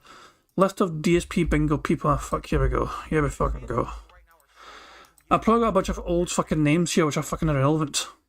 You know what I mean? Because some of you motherfuckers change your fucking name all the fucking time. You know what I mean? So, here we fucking go. I'm going to scroll down this list on the right hand side here, slowly, okay? If you guys don't see your fucking name, let me know. I'm going to just let it scroll slowly, like this. It's in alphabetical order right now. So, wait for it to get past your first, the letter of your fucking name, okay? There we go. So, there's your fucking names. There's going to be some older versions of your names, like D-Dog 1968, 64 Nerd is no longer 64 Nerd. You know what I mean? That's okay though. I'm not going to have to change that or anything. We had 2 new followers today, that's a good fucking point. Is it subscribers? It's not just subscribers, to be honest, you know what I mean? This is like everyone like I can think of. We got over 180 different fucking names on this fucking list. If your name's here, cool. If it's not here, just if you don't see a fucking name, let me know. Clovis, rewind the stream then and see and check C's. If you're not there, I'll add you, but wait for it to get to the end, and when it's finished and like streaming and rolling and whatever. It's almost at the end now, it's not too far away. We're at the S's for fuck's sake, you know what I mean? So, and then let me know what names to add. Let me get to the end of it first, because I don't want to fucking try and add it now while I'm still trying to scroll through the rest of them, you know what I'm saying? I want to scroll through everything so everyone can get to fucking see if a name's there or not. That said, I'm just going to wait until I finish scrolling down the whole thing. We're almost there. And there we fucking go. We're at the fucking bottom. Thank God for that. So, who's no there? Tag me in chat and say your fucking name. Please tag me in chat though for it, so the Dark Angel Storm doesn't see their fucking name, do they know? I guess you're about to fucking see it then. So, the Dark Angel. There we go, there's your name. So, just also, make sure you tag me so I can see your fucking names. Oh, Jesus Christ, there's a whole bunch of fucking people tag me at fucking once. Born Slippy. I may fucking have to repeat some of this, but I'm going to try and catch you as I fucking can. Born Slippy. There we go, who's next? Fucking Drip Snort Fail. Hold on.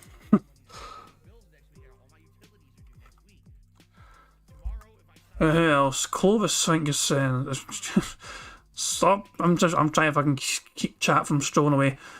Clovis said they can't see their name, so we'll get their name added. That'll be under here then. Clovis, 14N. Toxic Cherry Juice, Major Awesome. Fuck me. Okay, so Major Awesome first, since it's, closer. That'll be there. Fuck me, man. So many different names. Major Awesome. Toxic Cherry Juice is next. Hold on. So I'm trying my best to get everyone added when I can. Toxic Cherry Juice, there we go.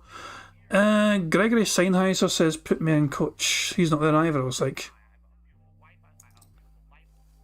I guess it would go here. Gregory Sennheiser. Okay. Winston Fujimori. Fuck me, that's a whole bunch of fucking names I've never seen before in my life all of a sudden turn up to get added for bingo.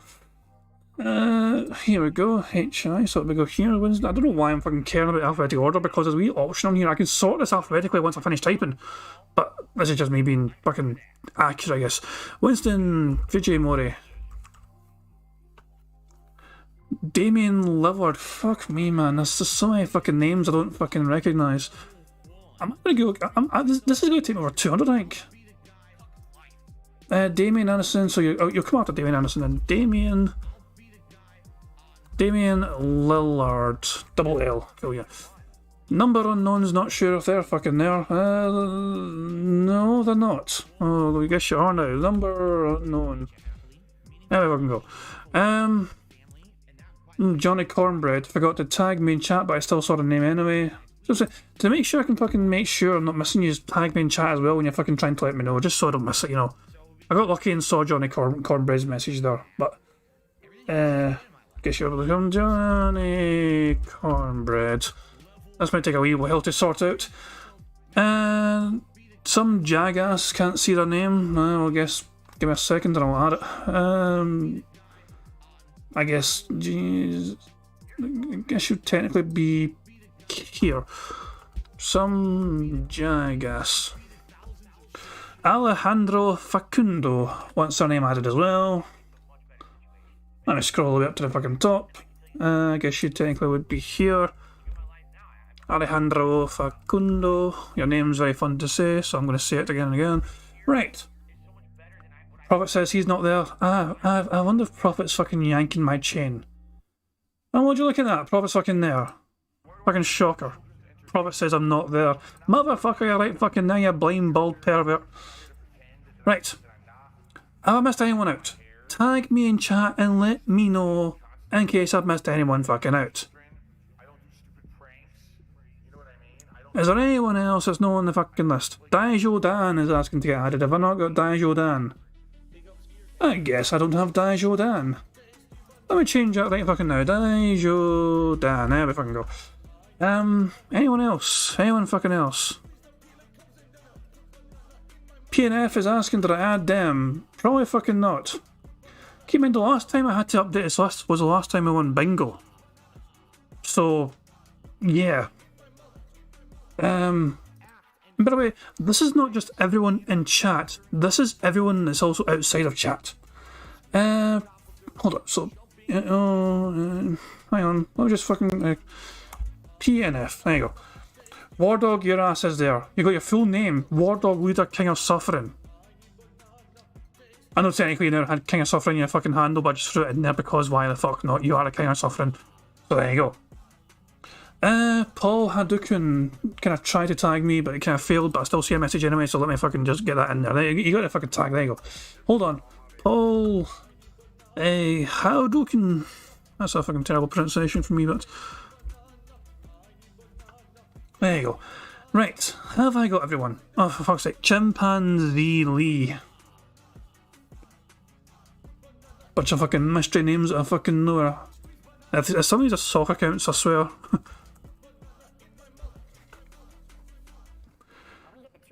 Charles is asking what we're doing. We got a full house in bingo, so I'm trying to fucking get the fucking list of people that could win a prize sorted. And every time I fucking try and do this, I need to add new names. We have 200 different fucking names on this fucking list. One of these names can win a prize. I will tell you this, so if I spin this wheel and it lands on somebody who is, you know, like, not here to claim it, they've got a week to add it, to collect it even, to let me know. So, first of all, let me just make sure it's all sorted alphabetically. Second of all, let me copy and paste this list into my little notepad file so I have it for future reference and save. So, is everyone happy they're on this fucking list? I'll tell you what, I'm going to scroll one more fucking time from the very fucking top, right? And I'm going to scroll a bit faster, okay? I'm going to scroll a little bit fucking faster. So, here you go, guys. If your name's not on this fucking list, let me fucking know.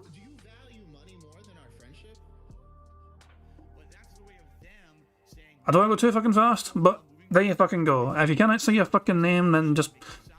Like, you've had your fucking chance. I've tried to add as many people as I can.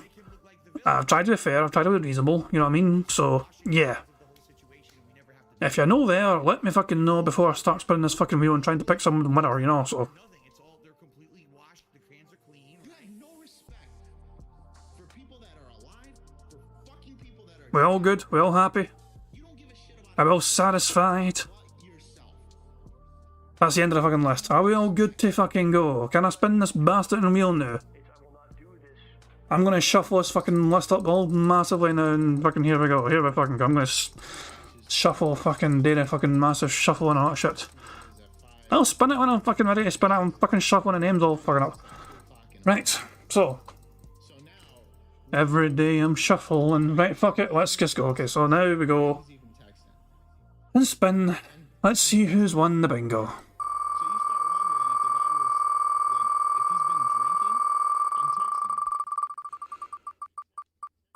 Oh my! Geek Beak. Do we have a Geek Beak in the audience at all? Who is Geek Beak? Do we have him here? Money, yeah, yeah. Money, money. Oh, money, money. Yeah, yeah. Money, money. Thank you very much to Winston Fujimori for saying thank you good sir and happy Easter. No problem. Thank you very much for super chat, I appreciate it. I mean, it's one of those things that if they're not in the chat, this is the thing, I have this pre-list saved, you know what I mean? Like, sometimes people can't make it for a full bingo. Like, Dashi, for example, is a moderator, usually is away at this time, because he goes to like fucking sleepover. So, it's unfair to exclude people from the bingo. There's 200 names on this list altogether, and sometimes there's people who are not here for the bingo all the fucking time. I don't want to deny Geekbeak a chance to claim the prize, that's the fucking thing. Geekbeak were here at some point because their name would not be on the list otherwise.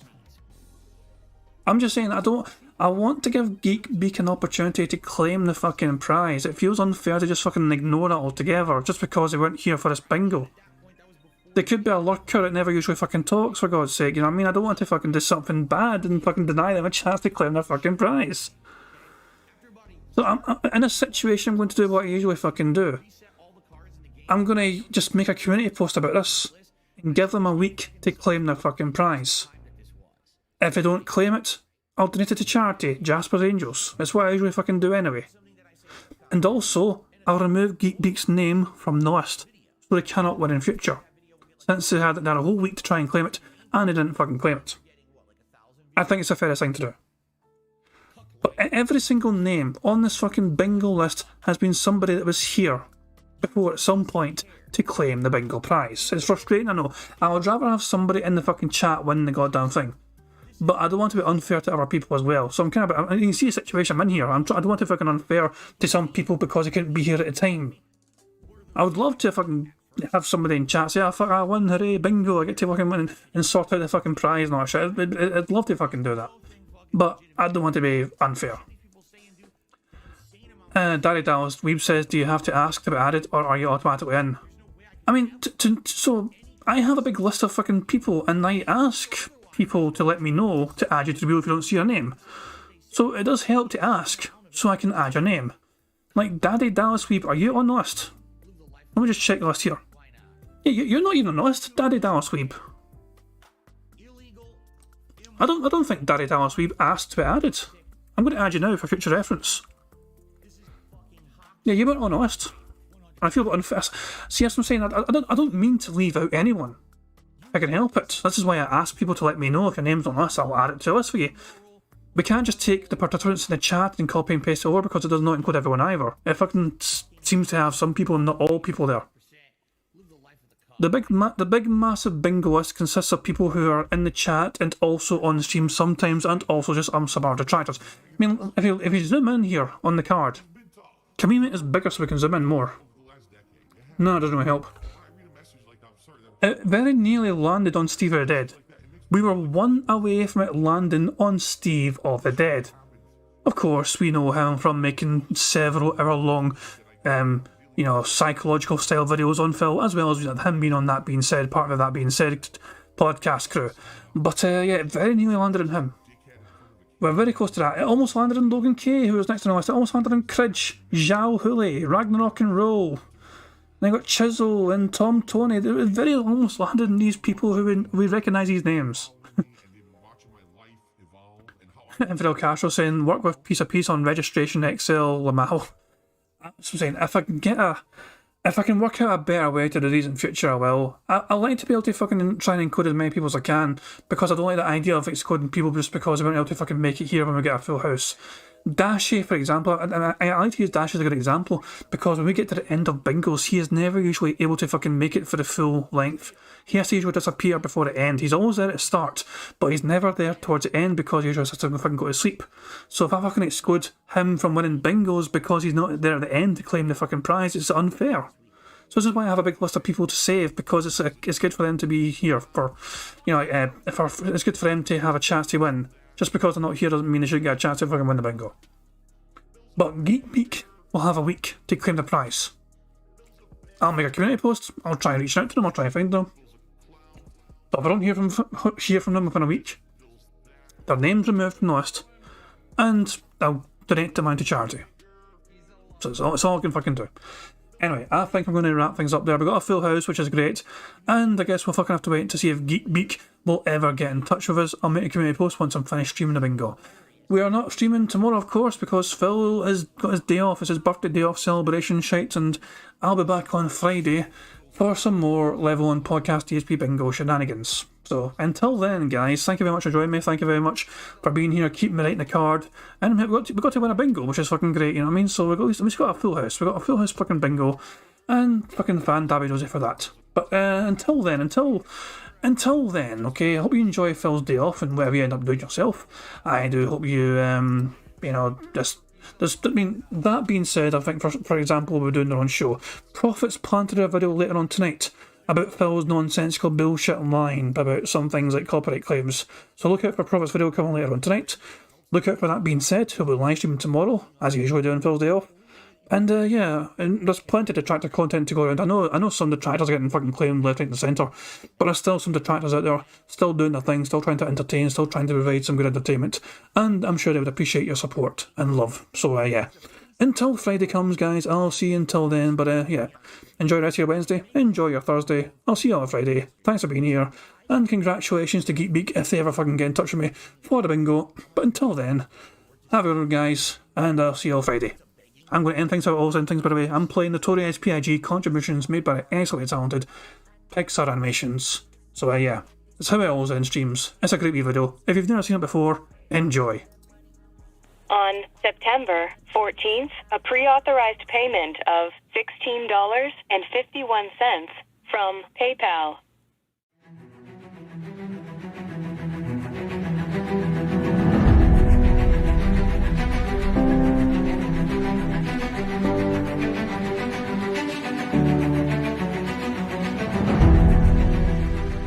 All right, Luna Mills has tipped me $1.30. It says, "I'm back. What's your favorite type of shower?" When you're showered in money. When you go outside, all of a sudden, greenbacks start falling from the sky, and you raise your face up. You're like, oh, you start dancing. You go, oh, money, yeah. All right, I don't know what the hell you're talking about, but thank you for the first tip of the day.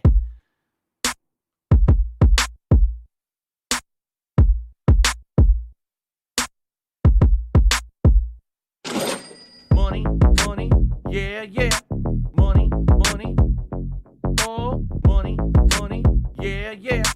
Money, yeah. Money, oh, money, yeah. These contributions are mandatory. Money, yeah. Money, oh, money, yeah. Money, yeah. Money, oh, money, yeah. These contributions are mandatory.